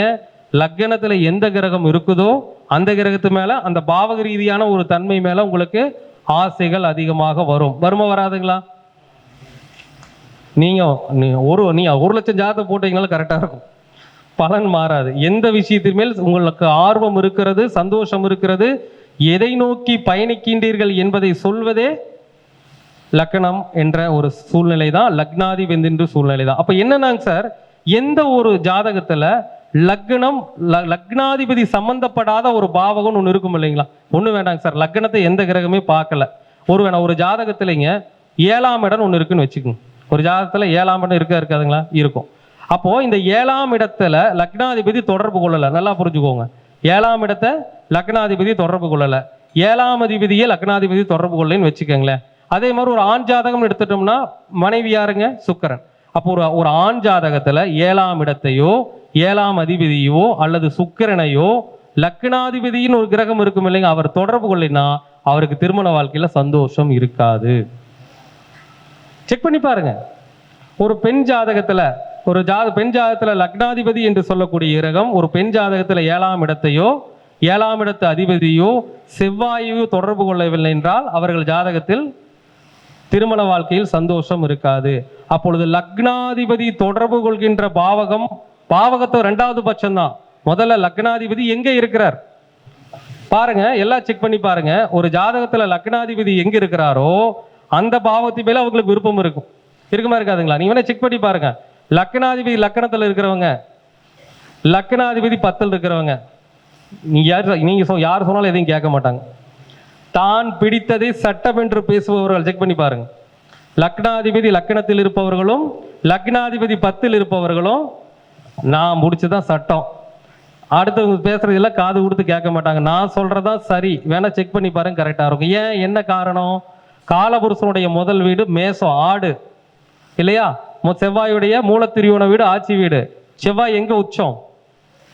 காலபுருஷனுக்கு 10ல் உச்சம். அப்ப யாருக்கு லக்னாதிபதி லக்னத்திலேயோ லக்னாதிபதி 10ல் இருக்குதோ எல்லாத்தையும் சொல்லும் போது என்ன பண்ணுவாங்க? ஆமா ஆமான்னு கேட்டு நீ சொல்றதெல்லாம் ஒண்ணு சரியில்லைப்பா, நான் சொல்றதான் கரெக்ட்னு பேசுவாங்க. செக் பண்ணி பாருங்க. அப்போ ஒவ்வொருத்தருக்கும் இப்போ லக்னாதிபதி 2ல் இருக்குன்னா எப்படி இருப்பாங்க அவங்க விருப்பம்? எப்ப பாரு குடும்பத்தை பத்தியே சிந்திப்பாங்க, எப்ப பாரு சம்பாதிக்கிறத பத்தி சிந்திப்பாங்க, எப்ப பாரு சாப்பிட்றத பத்தி சிந்திப்பாங்க. செக் பண்ணி பாருங்க. லக்னாதிபதி 2ல் இருப்பவர்கள் வருமானத்தை பற்றியும் தன்னுடைய குடும்பத்தை பற்றியும் அல்லது என்ன சாப்பாடு, நல்ல சாப்பாடு சாப்பிடணும் அதை பத்தியே தான் சிந்திச்சுட்டு இருப்பாங்க. இதுல ஏதோ ஒரு காரகத்துவம் உங்களுக்கு இருக்கும். இந்த மாதிரி நீங்க செக் பண்ணி பாருங்க. லக்னாதிபதி ஜாதகத்தில் எந்த பாவகத்தில் இருக்கின்றாரோ அந்த பாவகத்தின் மேலும் அவருக்கு விருப்பங்கள் இருக்கும். எப்படி ஒரு ஜாதகத்துல லக்னத்தில் இருக்கக்கூடிய கிரகங்கள் லக்னத்திற்கு எந்த வீட்டுக்கு அதிபதியோ அந்த வீட்டின் மேல் அந்த ஜாதகருக்கு பிரியம் அதிகமாக இருக்கிறதோ, அதே போல லக்னாதிபதி போய் எந்த பாவகத்தில் இருக்கிறாரோ அந்த பாவகத்தின் மேலதான் என்ன இருக்குங்க? அந்த ஜாதகருக்கு விருப்பங்கள் அதிகமாக இருக்கும். மாறவே மாறாது. நீங்க எத்தனை ஜாதகம் மேல செக் பண்ணீங்க, அந்த பாவகத்தில் இருக்கக்கூடிய ஒரு விஷயத்து மேல கண்டிப்பா உங்களுக்கு ஆர்வம் நிறைய இருக்கும். இப்போ ஒரு சில பேருக்கு லக்னாதிபதி 5ல் இருக்கும், கேட்டு பாருங்க. லக்னாதிபதி 5ல் இருக்கிறவங்க குழந்தை மேல அல்லாதி பிரிவு வச்சிருப்பாங்க. அது இந்த குழந்தை இல்லை, எந்த குழந்தைய தான் பிரிவு வச்சிருப்பாங்க. இல்லைன்னு வச்சுக்கீங்களா, ஒரு சில பேருக்கு அப்படி வரும், ஒரு சில பேருக்கு வேற எப்படி வருங்க? 5ஆம் இடம்னா இந்த பங்கு சந்தையில போய் ஈடுபடுறது, காசெல்லாம் போடுறாங்க இல்லையா பங்கு சந்தையில போய், லக்னாதிபதி 5ல் இருக்கிற பங்கு சந்தையில காசு போடுறது. அதே மாதிரி லக்னாதிபதி 5ல் இருக்கிறவங்க 2 விதமா இருக்குதுங்க. குழந்தைகள் மேலேயும் பாசம் வைப்பாங்க. சில நேரத்துல இந்த என்டர்டைன்மெண்ட்னு சொல்லுவாங்க இல்லையா, அடிக்கடி வெளியே போகலாம், சுற்றுலா போகலாம், இந்த மாதிரி அந்த 5ஆம் பாவகம். சில பேருக்கு குலதெய்வத்தின் மூலமே என்ன இருக்கும், ரொம்ப ஈடுபாடு அதிகமாக வச்சிருப்பாங்க. அப்போ லக்னாதிபதி என்பவர் எந்த பாவகத்தில் இருக்கின்றாரோ அந்த ஒரு தன்மையும், உங்களுடைய ஜாதகத்தில் லக்ன பாவகத்தில் எந்த கிரகம் இருக்கிறதோ அந்த பாவகத்தின் தன்மையும், லக்னாதிபதி எந்த கிரகத்தோடு சேர்ந்திருக்கிறாரோ அந்த கிரகத்தினுடைய அந்த விஷயங்களும் தான் அந்த ஜாதகருக்கு மிக மிக பிடித்த விஷயங்களாக இருக்கும். செக் பண்ணி பார்த்தீங்களா? அப்படியே உங்க மைண்டுக்குள்ள உங்களுடைய ஜாதக கிரக நிலைகளை லக்னாதிபதி எங்க இருக்காருன்னு பார்த்து அதை சிந்தனை செய்யுங்க. இன்னொரு விஷயம் சொல்றேங்க சார், ஒரு ஜாதகத்தை பொறுத்த வரைக்கும் லக்னாதிபதினு சொல்லக்கூடிய ஒரு கிரகம் இருக்குமா இல்லையா? எல்லாருக்குமே லக்னாதிபதினு ஒருத்தர் இருப்பாரா, இருக்க மாட்டியா? எவர் ஒருவர் ஜாதகத்தில் லக்னாதிபதி நட்சத்திரத்தில் கிரகம் இல்லையோ, எவர் ஒருவர் ஜாதகத்தில் லக்னாதிபதி நட்சத்திரத்தில் கிரகம் இல்லையோ அல்லது லக்னாதிபதியுடைய டிஎன்ஏ நட்சத்திரத்தில் கிரகம் இல்லையோ அவர்கள் கடுமையா உழைப்பாங்க, எல்லாம் பண்ணுவாங்க. ஆனா அந்த பலனை எல்லாம் அடுத்தவங்க தான் அதிகமாக வாங்கிட்டு போவாங்க. அவங்களுக்கு கிடைக்கிறது கொஞ்சம் கஷ்டம். சொல்லுவாங்க, நானும் ஒரு குடும்பமே எடுத்துக்கோங்க, நானும் மாடு மாதிரி உழைக்கிறேன், குடும்பத்துக்கு எல்லாத்தையும் செய்கிறேன், ஆனால் எனக்குன்னு ஒன்றும் செஞ்சுக்கலையும் சொல்கிறவங்க இருக்காங்க இல்லையா? செக் பண்ணி பாருங்க. அப்போ பாருங்க, இப்போ ஒன்று ஒரு உதாரணமாக ஒரு லக்கணம் சொல்கிறாங்க, நீங்களே செக் பண்ணுங்க. ஒரு ஜாதகர் கடக லக்கணம்னு வச்சுக்கோங்க. ஒரு ஜாதகர் கடக லக்னம் வச்சுக்கோங்க. லக்னாதிபதி யாருங்க? சந்திரன். அப்ப சந்திரனுடைய நட்சத்திரங்கள் என்னென்ன? ஒருத்தர் கடக லக்னத்துல பிறந்துட்டாங்க, கடக லக்னத்துக்கு அதிபதி சந்திரன். சந்திரனுடைய நட்சத்திரம் என்னென்ன? ரோகிணி, அஸ்தம், திருவோணம். அப்ப இந்த 3 நட்சத்திரத்திலே அவருக்கு கிரகம் இல்லை. ஒரு பாயிண்ட். சந்திரனுடைய டிஎன்ஏ நட்சத்திரம் என்னென்னங்க? பரணி, மகம், கேட்டை, உத்திரட்டாதி. அப்ப இந்த 4 நட்சத்திரத்திலே அவருக்கு கிரகம் இல்லை. அப்ப இந்த 7 நட்சத்திரத்திலுமே அவருக்கு கிரகம் இல்லைன்னா அவர் எல்லாம் பாடுபடுவாரு, உழைப்பாரு, எல்லாம் பண்ணுவாருங்க. ஆனா அந்த உழைப்பினுடைய பலனை அவர் தனக்குன்னு முழுசா அனுபவிச்சுக்க மாட்டார். வேணா செக் பண்ணி பாருங்க. அடுத்தவங்களுக்கு தான் என்ன பண்ணுவாருங்க, அவர் உழைப்பு அடுத்தவங்களுக்கு சந்தோஷமா, அவங்க குடும்பம் நல்லா இருக்கும். அவருக்குன்னு ஒன்று சொல்லுவாங்க இல்லையா, மாடு மாதிரி உழைக்கிறான்டா, காலையில் 6 மணிக்கு போனா நைட் 8 மணிக்கு தான்டா வரானா, வந்தா படுத்துங்கிறான், மறுபடியும் காலையில் எந்திரிச்சிட்டு போறான். குடும்ப குட்டி புள்ள குழந்தைகள்லாம் நல்லா இருக்குது. இவன் உழைச்சிக்கிட்டே இருக்கிறான், மாடு மாதிரி உழைச்சிக்கிட்டு தானே இருக்கணும், தவிர அவனுக்கு ஒன்றே அனுபவிச்சுக்கிறது இல்லை, ஒரு விசேஷ காட்சிக்கு போறது இல்லை, அந்த மாதிரி சொல்றாங்க இல்லையா. அப்போ ஒரு ஜாதகத்தில் லக்னாதிபதி நட்சத்திரத்தில் அல்லது லக்னாதிபதியுடைய டிஎன்ஏ நட்சத்திரத்தில் கிரகம் இருந்தால்தான் அந்த ஜாதகர் என்ன பண்ண முடியுங்க, தனக்குன்னு சில விஷயங்களை அனுபவித்து கொள்ள முடியும். அப்ப லக்னம் என்பது அவ்வளவு ஒரு பவர்ஃபுல்லான ஒரு விஷயங்கிறத யாருமே மறந்துடக்கூடாது. சரிங்க, இப்போ இந்த லக்னத்தின் வழியா என்ன விஷயத்தை நம்ம தெரிஞ்சுக்க முடியும் அப்படின்னா, ஒரு மனிதனுடைய லக்ன புள்ளி தான் அவனை இயக்குகிறதுன்னு உங்களுக்கு எத்தனை பேருக்கு தெரியும்? ஒரு மனிதனுடைய லக்னம் என்ற புள்ளி தான் அவனுடைய வாழ்க்கை நகர்வுகளை கொண்டு செல்கிறது அப்படிங்கிறது பல பேருக்கு தெரியறது இல்லை. எல்லாரும் ஒரு லக்னத்துல பிறந்திருப்பீங்களா இல்லையா? பிறந்திருப்பீங்க இல்லையா? அப்ப லக்ன புள்ளின்னு ஒன்று இருக்குமா இருக்காதா? லக்ன புள்ளி ஒரு நட்சத்திரத்தில் இருக்குமா இருக்காதுங்களா? கண்டிப்பா இருக்கும். அந்த லக்ன புள்ளி நின்ற நட்சத்திரம் எதுவோ, அந்த நட்சத்திராதிபதி யாரோ, அதனுடைய வழியாகத்தான் உங்களுடைய வாழ்க்கை நகர்வுகள் போய்கொண்டு இருக்கும் என்பது 100% உண்மை. சரிங்களா? இப்போ நான் உதாரணமா ஒரு லக்கணம் சொல்றேங்க. ஒண்ணுமே வேண்டாங்க. ஒரு ஜாதகர் ஒரு கன்னி லக்கணம்னு வச்சுக்கோங்க. ஒரு ஜாதகர் ஒரு கன்னி லக்கணத்துல பிறந்திருக்காரு. ஒருத்தர் கன்னி லக்கணத்துல பிறந்திருக்காரு அப்படின்னா அந்த கன்னி லக்கணத்துக்குள்ள எத்தனை நட்சத்திரங்கள் இருக்கும்? 3 கிரகங்களுடைய நட்சத்திரம். என்னென்னலாம் இருக்கும்? உத்திரம், அஸ்தம், சித்திரை. இந்த 3 நட்சத்திரம் தான் கன்னியா லக்கணத்துக்குள்ள இருக்கக்கூடியது. இப்ப இந்த கன்னியா லக்கணத்துக்குள்ள பிறக்கும் பொழுது இந்த 3 நட்சத்திரத்துல ஒண்ணுல தான் லக்கண புள்ளி இருக்கும், மாறி இருக்கிறதுக்கு வாய்ப்பு இல்லை இல்லையா? அப்ப அது 3ல தான் ஒண்ணுல தான் இருக்கும். உதாரணமாங்க, அவருக்கு அந்த லக்கண புள்ளி அப்படிங்கிறது சித்திரையில விழுந்திருக்குன்னு வச்சுக்கோங்க. என்ன இருக்குதுங்க? சித்திரையில விழுந்திருக்குன்னு வச்சுக்கோங்க. அப்போ அவருடைய லக்கண புள்ளி கன்னியா லக்கணத்துக்கு சித்திரையில லக்கண புள்ளி விழுந்திருக்குதுன்னா அந்த ஜாதகரை வழிநடத்தி செல்லக்கூடிய கிரகம் யார்? செவ்வாயும் சுக்கிரனும். ஏன் அப்படின்னா கன்னி லக்கணம் லக்கண புள்ளி சித்திரையாக இருக்கும் பொழுது சித்திரை நட்சத்திரம் செவ்வாய் பகவானுடைய நட்சத்திரம், சித்திரை நட்சத்திரம் சுக்கிர பகவானுடைய கர்ம பதிவை கொண்ட ஒரு நட்சத்திரம். அப்ப அவனுடைய வாழ்க்கை நிகழ்வுகள் எடுத்துக்கிட்டீங்கன்னா எதன் வழியா போவோம்? செவ்வாய் தான் கொண்டுட்டு போவாரு, இன்னொரு பக்கம் சுக்கிரன் கொண்டு போவார். ஒண்ணு வேண்டாங்க, கன்னி லக்கணத்துக்கு 2-9 உண்டான சுக்கிரன் வச்சுக்கீங்களேன். அவர் ஜாதகத்துல ஏதாச்சும் ஒரு நல்ல இடத்துல 11ஆம் இடத்துலயே இருக்கிறாருன்னு வச்சுக்கோங்க. அவங்களுக்கு என்ன கொடுப்பினை கிடைக்கும்னு நினைக்கிறீங்க? யோசிங்க. கன்னியா லக்கணத்துல பிறந்திருக்காங்க, லக்கண புள்ளி சித்திரையில விழுந்திருக்கு, 2-9 உண்டான சுக்கிரன் லக்கணத்துக்கு 11ஆம் இடத்துல லாபஸ்தானத்துல இருக்கிறாருன்னா அவருக்கு எப்படி கொடுப்பினை அமையும் அப்படின்னா ஒண்ணு இல்லைங்க, அவங்க அப்பாவே அவங்க தேவையான சொத்தையெல்லாம் சேர்த்து வச்சுட்டு போயிருப்பார் இல்லையா? 9ஆம் இடம் அப்பா இல்லையா? 11ஆம் இடம் லாபஸ்தானம் இல்லையா? அப்போ அவங்க அப்பா சொத்தை சேர்த்து வச்சுட்டு போயிருப்பாரு. இல்லைன்னா இவரு தன்னுடைய என்ன பண்ணுவாருங்க, சுய உழைப்பின் மூலமாக. எந்த வகையிலன்னு பார்த்தீங்கன்னா சுக்கிரன் எந்த வீட்டுக்கு உண்டானவர்? 2ஆம் வீட்டுக்கும் 9ஆம் வீட்டுக்கு உண்டானவர். அப்போ அவங்க குடும்பத்தில் இருக்கக்கூடிய உறுப்பினர்கள் இருப்பாங்க இல்லையா? அப்ப கல்யாணம் முடிச்சாருன்னா யாருங்க? மனைவி. அப்ப மனைவி மூலமாக நல்ல சம்பாத்தியம். சுக்கிரனா மனைவி தானே. அப்ப மனைவி மூலமாக நல்ல சம்பாத்தியம் பெற்றிருப்பாரு, மனைவி நல்லா சப்போர்ட் பண்ணுவாங்க, அதனால வாழ்க்கையில உயர்ந்து வருவார். இன்னொன்னு 9ஆம் இடம் என்னது? டீச்சிங் இல்லையா? ஒருத்தருக்கு சொல்லி கொடுக்குறது. அவர் டீச்சிங்ல இருப்பாரு. டீச்சிங் துறையின் மூலமாக எந்த ஒரு வேலையா இருந்தாலும் அதை டீச் பண்றதுன்னு ஒன்று இருக்கும் இல்லையா? அது டீச் பண்ணி அவர் வாழ்க்கையில உயர்ந்து வந்துட்டு இருப்பார். இதெல்லாம் பிராக்டிக்கலா பார்த்தீங்கன்னா உண்மையான விஷயமா இருக்கும். சரி, அதே மாதிரி செவ்வாயும் பார்க்கணும் இல்லைங்களா? சித்திரையில் இருக்கும்போது செவ்வாய் அப்படிங்கிறவர் யாரு? லக்கணத்துக்கு 3ஆம் வீட்டுக்கும் 8ஆம் வீட்டுக்கு உண்டானவர். அப்போ அவர் இதை மூலம் சம்பாதிச்சாலும் கூட 8ஆம் இடங்கிற ஒரு கஷ்டத்தை பட்டு தானே பண்ண முடியும். லக்கணப்புள்ளி சித்திரையில் இருக்கும் பொழுது கன்னி லக்கணத்துக்கு செவ்வாய் யாருங்க? 8ஆம் வீட்டுக்கு அதிபதி. அப்போ என்ன ஆகும்? கண்டிப்பா அவர் 8ஆம் இடத்தினுடைய அந்த கஷ்டத்தை பட்டு தான் இதை அடைய முடியுங்கிற சூழ்நிலையை நாம தெரிஞ்சுக்கணும். இதே நம்ம ஒரு ஜோதிடராகவே இருக்கிறாருன்னு வச்சுக்கோங்க. கன்னியா லக்கணத்துல பிறந்திருக்காரு, சித்திரை நட்சத்திர லக்கண புள்ளினா 3-8 கூடிய செவ்வாயுடைய நட்சத்திரத்துல லக்கண புள்ளி, 2-9 உண்டான சுக்கிரனுடைய டிஎன்ஏ நட்சத்திரம். அப்ப என்ன பண்ணுவாருங்க, அவர் ஜோதிடம் படிச்சு ஜோதிடம் சொல்லி அதன் மூலமா என்ன பண்ணுவாருங்க, நிறைய மாணாக்கர்கள் உருவாக்குவார், நிறைய சொல்லி கொடுத்துட்டு இருப்பார். கரெக்டா இருக்கும். நீங்க போய் கேட்டு பாருங்க, அந்த பலன்கள் வந்து மாறவே மாறாது. அப்ப லக்ன புள்ளி என்பது ஒரு மனிதனுடைய கொடுப்பினை.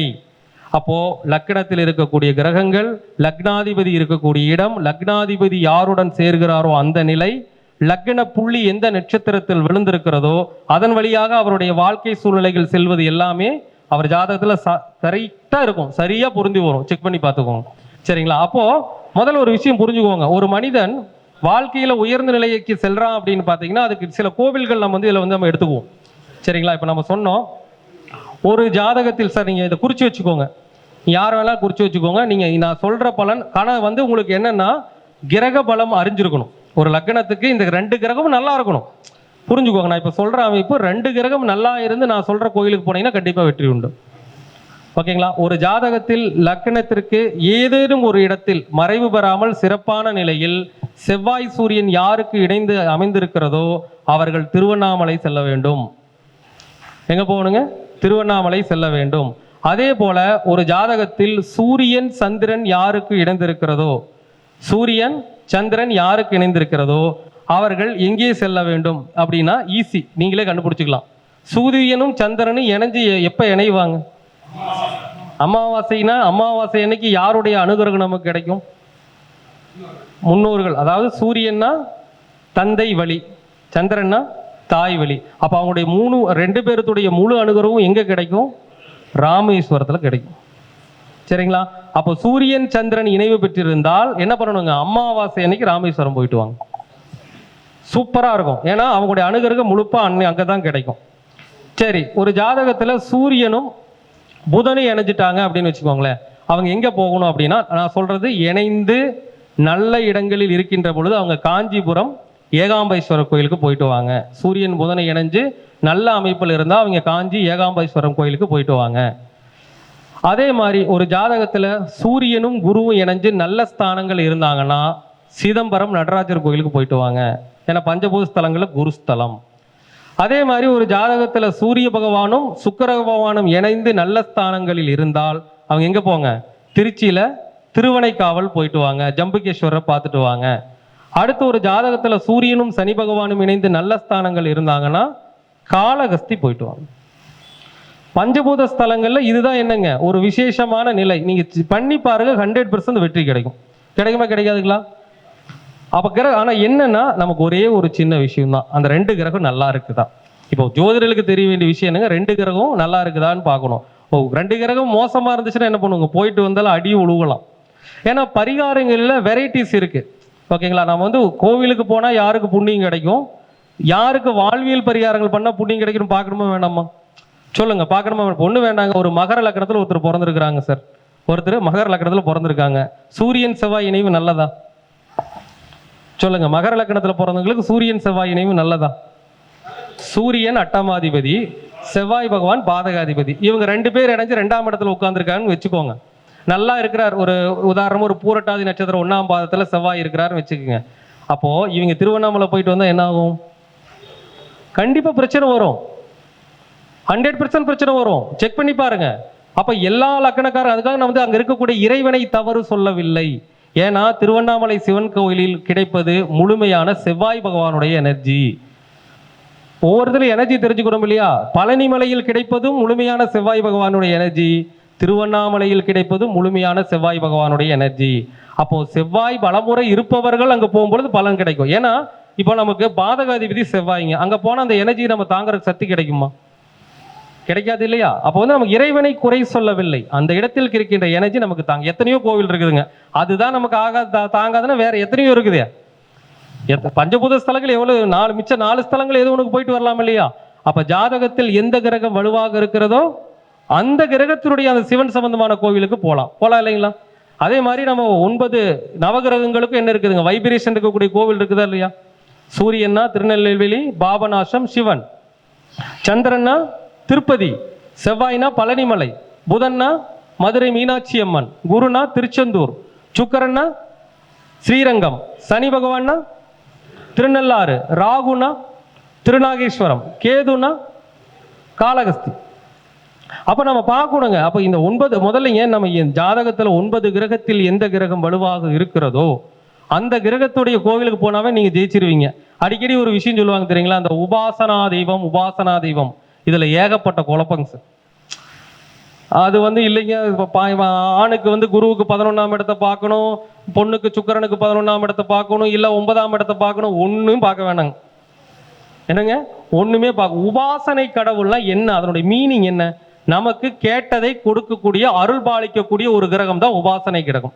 அப்போ நாம அந்த கிரக வலிமைன்னு ஒன்று இருக்குது இல்லையா, 9 கிரகத்தில் எந்த கிரகம் வலிமையாக இருக்கிறதுங்கிறத நிர்ணயம் பண்ணிக்கிட்டு அந்த கிரகத்துடைய அதிதேவதையை பிடிச்சாலே போதும், அதுவே உங்களுக்கு எல்லாத்தையும் செஞ்சிடும். ஒரு ஜாதகத்துல குரு நல்லா இருக்குது, 8 கிரகத்தை 9 கிரகத்துல குரு நல்லா இருக்குன்னா திருச்செந்தூர் போனாலே போதும். நீங்க வேற உபாசனை தெய்வமா பிடிக்க வேண்டியதில்லை. அதை விட்டு போட்டு குருவுக்கு 11ஆம் இடத்துல இருக்கக்கூடிய புள்ளியை மைய புள்ளி வைக்கணும், சுக்கரனுக்கு 11, அதெல்லாம் ஒண்ணுமே தேவை. உபாசனை கடவுள்னாவே நமக்கு முழுமையான அருளாசையை வழங்கக்கூடிய கிரகம் தான் உபாசனை கிரகம். அப்ப எந்த கிரகம் நன்றாக இருக்கிறதோ அந்த கிரகத்தினுடைய அதிதேவதை அல்லது அந்த கிரகத்திற்கான எனர்ஜி இருக்கிற இடத்துக்கு போயிட்டு வந்தாலே என்ன ஆயிடும், நமக்கு முழுமையான அனுகிரகம் கிடைக்க போகுது. ஏன் நம்ம தேவையில்லாம அதை போய் பயன்படுத்திட்டு இருக்கணும்? அப்போ இந்த மாதிரி ஒரு சில சூட்சமங்கள் சார் லக்னத்துல ஒளிஞ்சு கிடக்குது, சரிங்களா? அதுவும் பாத்தீங்கன்னா இப்ப நான் சொன்ன கிரக இணைவெல்லாம் இருக்குது பாத்தீங்களா, லக்னத்துல இருந்துச்சுன்னு வச்சுக்கோங்க.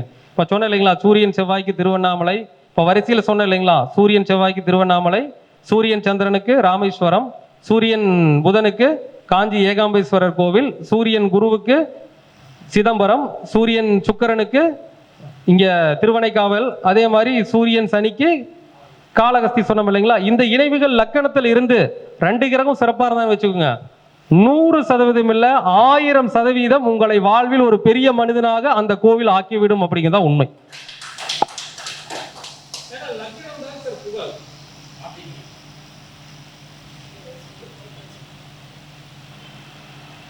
லக்னம் என்பதுதான் புகழ். புகழ் வேணும்னா லக்னம் தான் புகழ். நீங்க எங்கேயும் அங்கீகளை தேடி வேண்டியதில்லை. ஒரு மனிதனுடைய புகழ் அந்தஸ்துங்கிறது எந்த பாவத்தில் இருக்குதுங்க? லக்ன பாவத்திலும் 10ஆம் பாவத்திலும் 5ஆம் பாவத்திலும் தான் இருக்கிறது. ஒரு மனிதன் புகழடைய வேண்டும் என்றால் அவனுக்கு 3 பாவகங்கள் உறுதுணை புரிந்தால் அவன் புகழாயிடுவான். ஒன்று லக்ன பாவகம், இன்னொன்று 5ஆம் பாவகம், இன்னொன்று 10ஆம் பாவகம். ஏன் ஒரு மனிதன் புகழ் அடையிறான், ஒரு உயர்ந்த ஒரு நிலைக்கு போறான்னா அதுக்கு யார் வேணும்? சூரியன் வேணுமா இல்லைங்களா? அப்போ காலபுருஷனுடைய முதல் வீட்டுல யார் உச்சம்? சூரியன் உச்சம். காலபுருஷனுக்கு 5ஆம் வீட்டுல யார் ஆட்சி?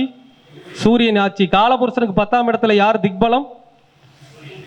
அப்போ ஒரு மனிதன் பெரிய ஆளா வர்றான், ஒரு பெரிய நிலைக்கு போறானா 1, 5, 10 நல்லா இருக்கிறவங்க வாழ்க்கையில் கண்டிப்பாக ஒரு உயர்ந்த மனிதனாக வந்து விடுவார்கள்.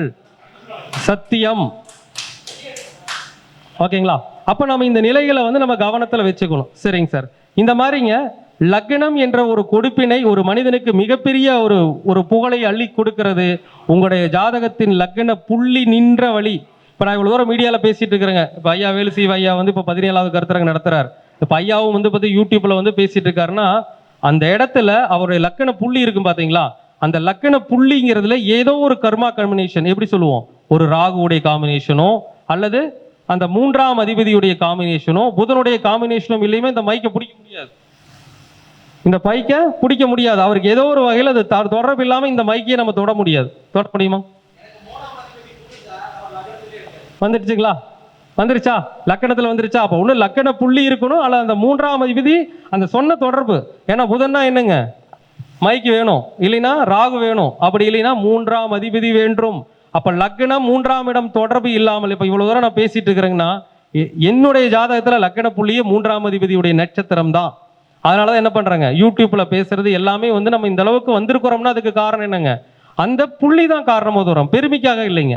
ஒவ்வொருவரும் ஒவ்வொரு இடத்திலும் ஒரு நிலைக்கு வர்றாங்கன்னா அவரை அந்த லக்கண புள்ளியும் லக்கணத்தில் நின்ற கிரகமும் தான் இயக்குகிறது. அதை யாராலையும் மாற்ற முடியும். அதை நோக்கி தான் ஓடுவீங்க. புரியுதுங்களா? லக்கண புள்ளி என்னவோ அந்த கிரகத்துடைய அந்த நட்சத்திரம் எதுவோ அந்த கிரகத்தை நோக்கிய ஓட்டம் அல்லது லக்கணத்தில் இருக்கக்கூடிய கிரகங்களை நோக்கி ஓட்டம், இப்படித்தான் உங்களுடைய வாழ்க்கை பாதை போய்கிட்டு இருக்கும். ஓகேங்களா? அப்போ லக்னம் என்பது ஒரு மனிதனுடைய மிகப்பெரிய கொடுப்பினை. லக்னத்தை மட்டும் கரெக்டா பார்த்து இயக்கிட்டீங்கன்னா நீ என்ன பண்ணிடலாம், 100% ஜெயிச்சிடலாம், உறுதியா ஜெயிச்சிடலாம். அதுல எந்த மாற்று கருத்தும் கிடையாது. இப்ப அடிக்கடி நான் இன்னொரு விஷயம் சொல்லுவேங்க சார். இந்த லக்னத்துல தான் தலை இருக்குது இல்லையா? இப்ப கேள்வி கேட்பாங்க, தலை இருக்குது, இன்னைக்கு நான் மொட்டை போட்டு தான் வந்திருக்கேன், நேற்று மொட்டை அடித்தோம், இன்று பேசுகிறோம் அப்படின்னா இந்த மொட்டை அடித்தலும் லக்னம் தான். ஒரு மனுஷனுக்கு சொல்லுவாங்க இல்லையா? அப்ப நிறைய பெண்கள்லாம் பார்த்துருப்பீங்க, பார்த்தீங்கன்னா ரொம்ப தலை ப்ரெஷர் தாங்க முடியாது. என்ன பண்ணுவாங்க? வீட்டில் பயங்கரமான டென்ஷன், ஐயோ எனக்கு வாழ்க்கையே வெறுத்து போகணுமான்னு எத்தனையோ பெண்கள் கோயிலுக்கு போய் மொட்டை போட்டுக்கிறாங்களா இல்லையா? ஆனால் பாருங்க, வந்து சொல்லுவாங்க, எனக்கு ரொம்ப தலைவலியாக இருக்குதுங்க சார், குடும்பத்தில் ப்ரெஷருங்க சார், நான் வந்து போய் மொட்டை போட்டு வந்தேன், நல்லா இருக்குதுன்னு சொல்கிறாங்களே இல்லையா? இப்போ நிறைய பேருங்க எனக்கு தெரிஞ்சுக்க, சிங்கப்பூர்லிங்க சார் ஒரு பெரிய கோடீஸ்வரன் ஜாதகம் பார்த்தேன், ஐயோ பார்த்துட்டு கொண்டு இருப்பார். அவருக்கு ஒரே ஒரு பரிகாரம் தான் சார், இங்கே அவங்க வந்து ஒரு 3 மாதத்துக்கு ஒருக்கா மொட்டை போடணுங்க சார், இல்லைன்னா உங்களுக்கு பிரச்சனை நிறைய இருக்குன்னு சொன்னேன். அவர் காலையில் எந்திரிச்சோடையுமே பண்ணுற முதல் வேலையே வலிச்சிடறதா வேலை. ஆனால் அவருடைய பிரச்சனையே லக்னம் என்ற ஒரு பிரச்சனை தான். அதை அவர் சரியாக கையாண்ட விதத்தினால என்ன பண்ணிட்டாருங்க, அவர் இன்றும் பெரிய ஒரு வெற்றியாளனாக திகழ்ந்து கொண்டிருக்கிறார். அப்போ இந்த மொட்டை அடித்தலை பற்றி நான் நிறைய விஷயங்கள்ல வந்து பேசியிருக்கேன். இந்த மொட்டை அடித்தல் அப்படிங்கிறது யாருக்கு பலன் கொடுக்கும்? ரொம்ப ஜாஸ்தியாக அதை மேலே புரிஞ்சுக்கோங்க. மொட்டை அடித்தல் பலன் யாருக்கு வந்து ரொம்ப அதிகமாக பலன் கொடுக்கும்னா, நீர் ராசின்னு இருக்குது இல்லைங்களா? நீர் ராசி என்னதுங்க? கடக ராசி, விருச்சிக ராசி, மீன ராசி. அப்போ ஒன்றும் வேண்டாங்க சார், உங்கள் ஜாதகத்தில் கடகத்திலேயோ விருச்சிகத்திலேயோ மீனகத்திலேயோ ஏதாச்சும் ஒரு கிரகம் இருந்து திசை நடத்தும் இல்லைங்களா, அது உங்களுக்கு மோசமான திசைன்னு வச்சுக்கோங்க. உங்களுக்கு ஐயோ எனக்கு மோசமாக பொண்ணு வேண்டாங்க சார், ஒருத்தர் கடக லக்கணக்காரன்னு வச்சுக்கோங்க. கடக லக்கணத்துக்கு சுக்கிரனுடைய பலன் எப்போ கிடைக்கும் அப்படின்னா, எப்போ கிடைக்கும்? இப்போ பரணி பூரம் பூராடத்துலேருந்து ஏதாவது ஒரு திசை வருதுன்னு வச்சுக்கோங்க. கடக லக்கணத்தில் பிறந்துட்டாங்க, ஒரு பரணி நட்சத்திரத்தில் ஒரு ஏதாவது ஒரு ராகு திசையே நடக்குதுன்னு வச்சுக்கோங்க. அப்போ கடக லக்கணத்தில் பிறந்து 10ல் ராகு பரணியிலிருந்து நடத்துறாரு, பரணி ஒரு 2ஆம் பாதத்திலிருந்து நடத்துறாருன்னா, அந்த ராகு திசை இயக்குறவர் யாரா இருப்பாரு? சுக்கிரன் வந்து நட்சத்திராதிபதி இயக்குவார். அந்த சுக்கிரன் லக்கணத்திலே இருக்கிறாருன்னு வச்சுக்கோங்க. லக்கணத்தில் இருக்கலாமா சுக்கிரன்? கடக லக்கணத்துக்கு சுக்கிரன் லக்கணத்தில் இருக்கலாமா? அவர் மிக கடுத்த பாதகாதிபதி. அப்போ அவர் அந்த ராகு திசையில் மொட்டை அடித்து கொண்டே இருக்க வேண்டும். வெள்ளிக்கிழமை நாளில் மொட்டை அடிக்கணும். உடனே நம்மளால யூடியூப் பார்த்துட்டு சொல்லுவாங்க, என்ன சார் வெள்ளிக்கிழமை நாளில் மொட்டை அடிக்கிறதா? அடிச்சா தான் அந்த திசையில பலன். ஓகேங்களா? அப்போ நீங்க மொட்டை அடித்தல் பரிகாரம் அப்படிங்கிறது சிம்பிளுங்க சார். இப்போ நீங்க எல்லாருமே, நம்ம பொதுவாகவே எல்லாருக்குமே ஒரு விஷயத்த சொல்லிடுறேன். கடகம், மீனம், விருச்சிகம் செக் பண்ணிக்கோங்க. கடகம், மீனம், விருச்சிகம். இந்த கடகம், மீனம், விருச்சிகத்தில் உங்களுக்கு ஒரு கிரகம் இருக்குது அப்படின்னு வச்சுக்கோங்க. ஏதாவது ஒரு கிரகம் நிற்குது. நான் வந்து வரிசையில சொல்லிடுறேன். யாருக்காச்சும் சூரிய திசை நடக்குதான்னு பாருங்க. யாருக்காச்சும் சூரிய திசை நடக்குதுங்களா? யாருக்காச்சும் சூரிய திசை நடக்கிறதா? இல்ல. சூரிய திசை நடக்கும்போது வேதகனாக செயல்படுவர் யாருன்னா சுக்கிரன். அப்ப யாருக்கு சூரிய திசை நடந்தாலும் சரிங்க சார், யாருக்கு சூரிய திசை நடந்தாலும் சரிங்க, அவங்களுக்கு அந்த சூரியனுக்கு எதிரியா வந்து யார் இருப்பாங்க? சுக்கிரனா இருப்பார் இல்லையா? அப்ப சுக்கிரன் லக்கணத்துல உட்கார்ந்து இருக்காருன்னா, நீங்க வெள்ளிக்கிழமை மொட்டை அடிச்சிருங்க, சுக்கிரனுடைய தோஷம் நிவர்த்தி ஆயிடும். புரியுதுங்களா? அப்போ ஜாதகத்துல சூரிய திசை நடக்கிறவங்களுக்கு நான் சொல்றேன், எந்த இடத்துலங்க? லக்கணத்துல. அதுவும் எந்த லக்கணமா இருக்கணும்? கடகமோ விருச்சிகமோ மீனமாவோ இருந்து, ஓகேங்களா? உங்களுக்கு சூரிய திசை யாருக்கு வேணாலும் நடக்கட்டும், அவங்களுக்கு லக்கணம் கடகமாகவோ விருச்சிகமாகவோ மீனமாகவோ இருந்து, அவர்களுக்கு சுக்கிரன் லக்கணத்தில் இருந்தால், அதை சொல்றது கடக விருச்சிக மீனத்திலேயே இருந்தா வெள்ளிக்கிழமை மொட்டை அடிச்சுக்கிட்டே வாங்க, நல்ல பலன் நடக்கும். சரிங்களா?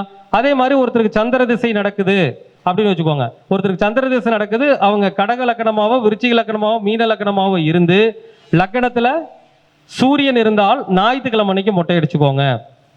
ஒருத்தருக்கு செவ்வாய் திசை நடக்குது, அவருங்க கடக லக்கணமாவோ விருச்சிக லக்கணமாவோ மீன லக்கணமாவோ இருந்து அவங்களுக்கு புதன் லக்கணத்தில் இருந்தால் மொட்டை அடிச்சுக்கோங்க. ஒருத்தருக்கு புதன் திசை நடக்குது, அவங்க கடகமோ விருச்சிகமோ மீனமாவோ இருந்து அவங்களுக்கு செவ்வாய் லக்கணத்தில் தான் மொட்டை அடிச்சுக்கோங்க. அடுத்து குரு திசை நடக்குது, அவங்களுக்கு குரு திசை கடகமோ மீனமோ விருச்சிக லக்கணமாவோ இருந்து லக்கணத்தில் சூரியன் இருந்தால் மொட்டை அடிச்சுக்கோங்க. ஒருத்தருக்கு சுக்கிர திசை நடக்குது, ஓகேங்களா? சுக்கிரனுக்கு எதிரி யாருங்க? சனி பகவான். அப்போ அவங்க கடக லக்கணமாவோ விருச்சிக லக்கணமாவோ மீன லக்கணமாவோ இருந்து சுக்கிர திசை நடந்து லக்கணத்துல சனி பகவான் என்ன பண்ணிக்கலாம்? மொட்டை அடிச்சுக்கலாம். என்ன கிழமை கொடுக்கணும்? அடிக்கணும், சனிக்கிழமை நாள் அடிக்கணும். அடுத்து சனி திசை நடக்குது, கடக லக்கணமாவோ விருச்சிக லக்கணமாவோ மீன லக்கணமாவோ இருந்து அவங்களுக்கு லக்கணத்துல செவ்வாய் இருந்தா செவ்வாய்க்கிழமைக்கு மொட்டை அடிச்சுக்கணும். சூப்பரா வேலை செய்யுங்க சார். அதாவது ஒரு ஜாதகத்துல நல்லா புரிஞ்சுக்கோங்க, லக்னம் என்ற ஒரு இடத்தில், லக்னங்கிற ஒரு அந்த பாவ லக்னத்துல வந்து ஏதாச்சும் உங்க ஜாதகத்துல ஒரு மோசமான கிரகம் தன்னுடைய இயக்கத்தை செய்கின்றது என்றால், அந்த நேரத்தில் மொட்டை அடித்துக் கொண்டீர்கள் என்றால் என்ன ஆகும்? உங்களுடைய பிரச்சனையிலிருந்து ரிலீவ் கண்டிப்பா 100% கிடைக்கும். நிறைய பேர் மொட்டை அடிச்சு இப்போ நீங்க பார்த்துருப்பீங்க சார். இப்போ ஒரு அனுபவத்துல நான் போவேன்ப்பா பழனிக்கு வருஷம் வருஷம் போவேன், ஒரு வருஷம் இருக்கா கூட ஒரு மொட்டை போட்டு வருவேன். மொட்டை போட்டால் கொஞ்சம் நல்லா இருக்குதுப்பா, மொட்டை போடலினா கொஞ்சம் அந்த வருஷம் கொஞ்சம் கஷ்டமா இருக்குதுப்பா. அது அவங்க என்ன நினச்சிக்குவாங்க, கோயிலுக்கு போகிறதுனாலே நினச்சிருப்பாங்க. அது கிடையாது. உண்மையை சொல்ல போனால் மொட்டை அடிக்கிறதுனால தான் அவங்களுக்கு நல்ல பலன் நடந்திருக்கும். ஓகேங்களா? அப்ப லக்னம் என்பதுதான் நம்முடைய தலைப்பகுதி. லக்னம் சார்ந்த எப்படிப்பட்ட பிரச்சனைகள் இருந்தாலும், ஒரு சில பேர் சொல்லுவோம் உன் ஜாதகம் டம்மி ஜாதகம், போ லக்னாதிபதி கெட்டு போய் தூக்கி போட்டேன்னு வச்சுக்க, அப்படியெல்லாம் பண்ணாதீங்க. லக்னாதிபதி 8லேயே இருக்கிறாருன்னா லக்னம் என்ற தலை, 8 என்பது இழப்பு. அப்போ மொட்டை அடிச்சுட்டு அவங்களுக்கு நல்ல பலன் கிடைக்கும். செக் பண்ணி பாருங்க. அப்போ ஒரு ஜாதகத்தில் லக்னாதிபதி கெட்டவர்கள், லக்னத்தில் பாவ கிரகங்கள், வலிமையற்ற கிரகங்கள் இருப்பவர்கள் மொட்டையடித்து கொண்டாலும் அவர்களுக்கு நல்ல பலன் என்பது நிச்சயமாக கிடைக்கும். இப்படிங்க ஒவ்வொரு விஷயத்திலையுமே பார்த்தீங்கன்னா ஜோதிடத்தில் இல்லாத விஷயங்களே கிடையாது. நாம் எப்படி பயன்படுத்துகிறோம் அப்படிங்கிறதா என்னங்க அதில் இருக்கக்கூடிய ஒரு பெரிய சூட்சமே அதுதான். ஒரு ஜாதகத்தில் ஒன்றும் வேணாங்க சார், குரு ராகு சேர்ந்துருச்சு, ஒரு ஜாதகத்தில் 2ஆம் அதிபதி குரு ராகுவோட சேர்ந்துட்டார், என்ன பரிகாரம்? பரிகாரம் தெரியணும் இல்லைங்களா? ஒரு ஜாதகத்தில் 2ஆம் அதிபதி குரு ராகுவோட சேர்ந்துட்டார், என்ன பரிகாரம்? முகத்தை ஃபுல்லாக வலிச்சுக்கணும். அப்படியே என்னங்க காலையில் எந்திரிச்சோன்னையும் என்ன பண்ணுறீங்களோ எது பண்ணுறீங்க, ராகுனா என்னங்க சேவிங் மிஷினு எடுத்து என்ன பண்ணணுங்க முகத்தை ஃபுல்லாக வலிச்சுக்கணும். 2ஆம் எண்ணம் என்னங்க முகம் தானே. அப்போ ராகுனா என்னங்க ஆயுதம், ஃபுல்லாக வலிச்சுக்கணும். காலையில் எந்திரிச்சோன்னு அதான் வேலையாக இருக்கணும். அப்போ 2ஆம் அதிபதி குருவாகி ராகு சேர்ந்தால் இந்த பரிகாரத்தை பண்ணும். அந்த மாதிரி என்ன பண்ணுங்க ஒவ்வொன்றுக்கு இருக்குதுங்க. இப்போ ஒரு ஜாதகத்தில் 3ஆம் அதிபதி ராகுவோட சேர்ந்துட்டார், என்ன பரிகாரம் பண்ணுவீங்க? 2ஆம் அதிபதி ராகுவோட சேர்ந்துட்டா ஒரு பரிகாரம் பண்ணுறோம். 3ஆம் அதிபதி ராகுவோட சேர்ந்துட்டார், என்ன பரிகாரம் பண்ணுவீங்க? சிம்பிள். 3ஆம் எண்ணம் என்னங்க எழுத்து. 3ஆம் இடம்னா எழுத்து. அப்போ நீங்கள் என்ன பண்ணுங்க, ஒரு பேப்பர் எடுத்து எழுதி என்ன பண்ணுங்க கரெக்டாக அதை ரெண்டாக்கி அந்த எந்த காலத்தில் எந்த கிரகமாக இருந்தாலும் ஒரு நாள் இருக்குமா இருக்காதுங்களா? இப்போ சனி ராகு சேர்ந்துருக்குன்னு வச்சுக்கோங்க. 3ஆம் அதிபதி சனி ராகுவோட சேர்ந்துருக்காரு. சனிக்கிழமை ராகு காலத்தில் என்ன பண்ணணும், அந்த பேப்பரை துண்டு துண்டாக கிழிச்சு காற்று ராசியாக இருந்தால் காற்றுல போப்போ தூக்கி வீசிருங்க, நெருப்பு ராசியாக இருந்தால் போட்டு எரிச்சிருங்க. இந்த மாதிரி நிறைய டெக்னிக்கல்ஸ் இருக்குது. இது கண்டிப்பாக வேல்யூபிளான பரிகாரம் தான். நீங்கள் செஞ்சு பாருங்கள், அதுக்கான விடை கிடைக்கும். நீங்கள் இதை தான தர்மமாகவும் செய்யலாங்க சார். இப்போ 3ஆம் அதிபதி சனி ராகுவோட சேர்ந்துட்டாருன்னு வச்சுக்கோங்க. 3ஆம் இடம் என்று காது, ராகு என்றால் அழித்தல். அப்போ என்னதுங்க காது கேளாதவர்கள். 3ஆம் அதிபதியோடு ராகு சேர்ந்தால் காது கேளாதவர்கள், என்ன பரிகாரம்? அப்போ காது கேளாதவங்களுக்கு செவிட்டு மிஷின் வாங்கி கொடுக்கறது, அந்த காது கேளாதவர்களுக்கு ஏதாச்சும் உதவிகள் செய்யலாம் இல்லைங்களா? பரிகாரங்கள் கை மேலே இருக்குது, ஒவ்வொன்றுக்கும் இருக்குதுங்க. இப்போ ஒரு ஜாதகத்தில் நிறைய பேர் சொல்லுவாங்க செவ்வாய் தோஷம் சார், குறித்து வச்சுக்கோங்க. ஒரு ஜாதகத்தில் உங்களுக்கு செவ்வாய் எப்படிப்பட்ட தோஷத்தில் இருந்தாலும், ஒரு ஜாதகத்தில் செவ்வாய் எப்படிப்பட்ட தோஷத்தில் இருந்தாலும் அந்த செவ்வாயுடைய தோஷம் குறைவதற்கென்று ஒரு அற்புதமான ஸ்தலம் இருக்கிறது. எங்க இருக்குதுங்க? அற்புதமான தலம் இருக்குது. அது எங்க தெரியுங்களா இருக்கு? செருகுடியில சூட்சமபுரீஸ்வரர் கோயில் ஒருத்தர் இருக்கார், போயிட்டு வாங்க. செருகுடி சூட்சமபுரி கேள்விப்பட்டிருக்கீங்களா? திருவாரூர் மாவட்டத்தில் செருகுடி சூட்சமபுரீஸ்வரர் கோவிலுக்கு நீங்க செவ்வாய்க்கிழமை அன்னைக்கு போயிட்டு வாங்க. உங்களுக்கு செவ்வாய் சம்பந்தமான எப்படிப்பட்ட தோஷங்கள் இருந்தாலும் நிவர்த்தி ஆகும். இதெல்லாம் சார் நாங்கள் ஏதோ ஒரு பேச்சுக்கு சொல்லிங்க. ஒரு 2-3 கிளைண்ட்ஸ் சொல்லியிருக்கிறாங்க, 16 வருஷமா என் மாமியார் பேசவே இல்லை, கோயிலுக்கு போயிட்டு 16 வருஷம் கழிச்சு பேச ஆரம்பிச்சாங்க. இந்த மாதிரி நிறைய விஷயங்கள் ஒவ்வொரு ஸ்தலம் பார்த்தீங்கன்னா அவ்வளவு பிரசித்தி பெற்ற ஸ்தலங்கள்லாம் நிறையவே இருக்கு. ஒவ்வொன்றிலையும் பரிகாரம் வேரியேஷன் இருக்குங்க சார். இப்போ ஜாதகத்தில் செவ்வாய் சனி சேர்ந்துருச்சு, என்ன சொல்றாங்க? ஐயோ செவ்வாய் சனி சேர்ந்துருச்சு, செவ்வாய் சனி எளிமையா இருக்குதுக்கு பரிகாரம். ஏன் அந்த பக்கம் இந்த பக்கங்க?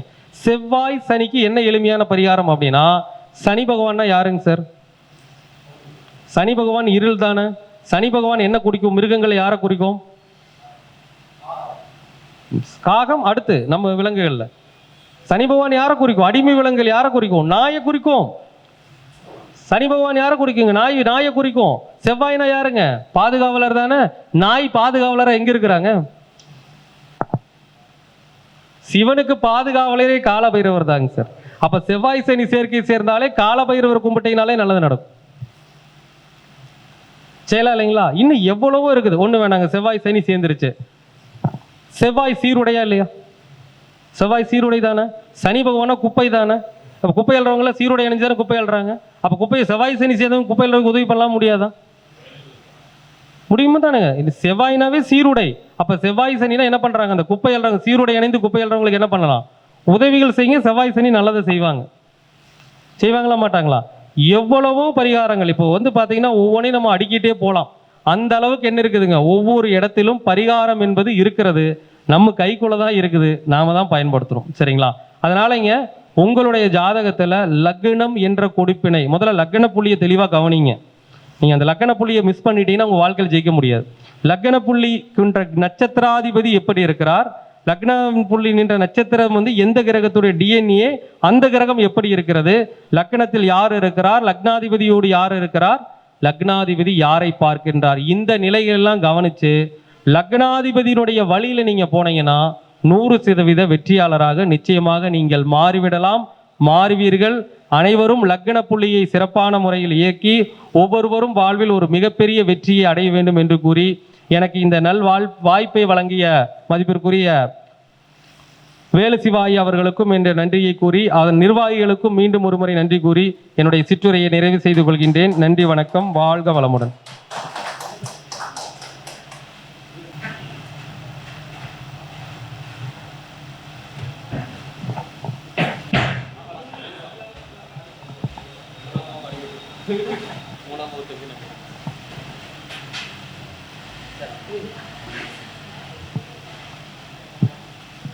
இதுவரை நமது சிறப்பு விருந்தினர் அவர்கள் நம்மளுக்கு பலவிதமான சூட்சமங்களை, பரிகாரங்களை சொல்லி வியப்பில் ஆழ்த்தினார்.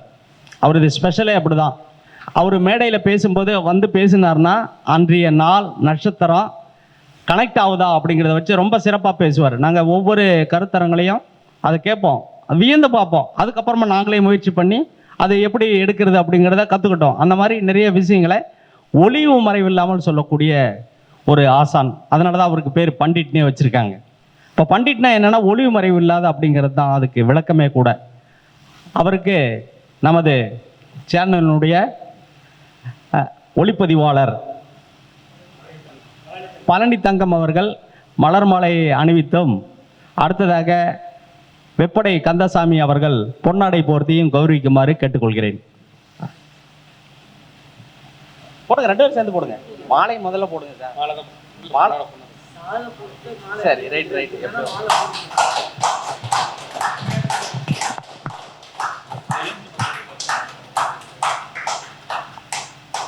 ரொம்ப நன்றி சார்.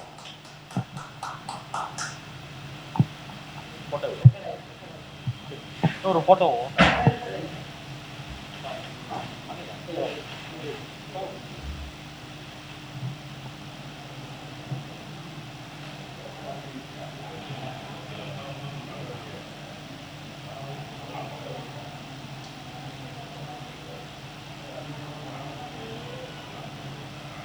சரி உட்காருங்க, ஒரு 2 நிமிஷம் உட்காருங்க.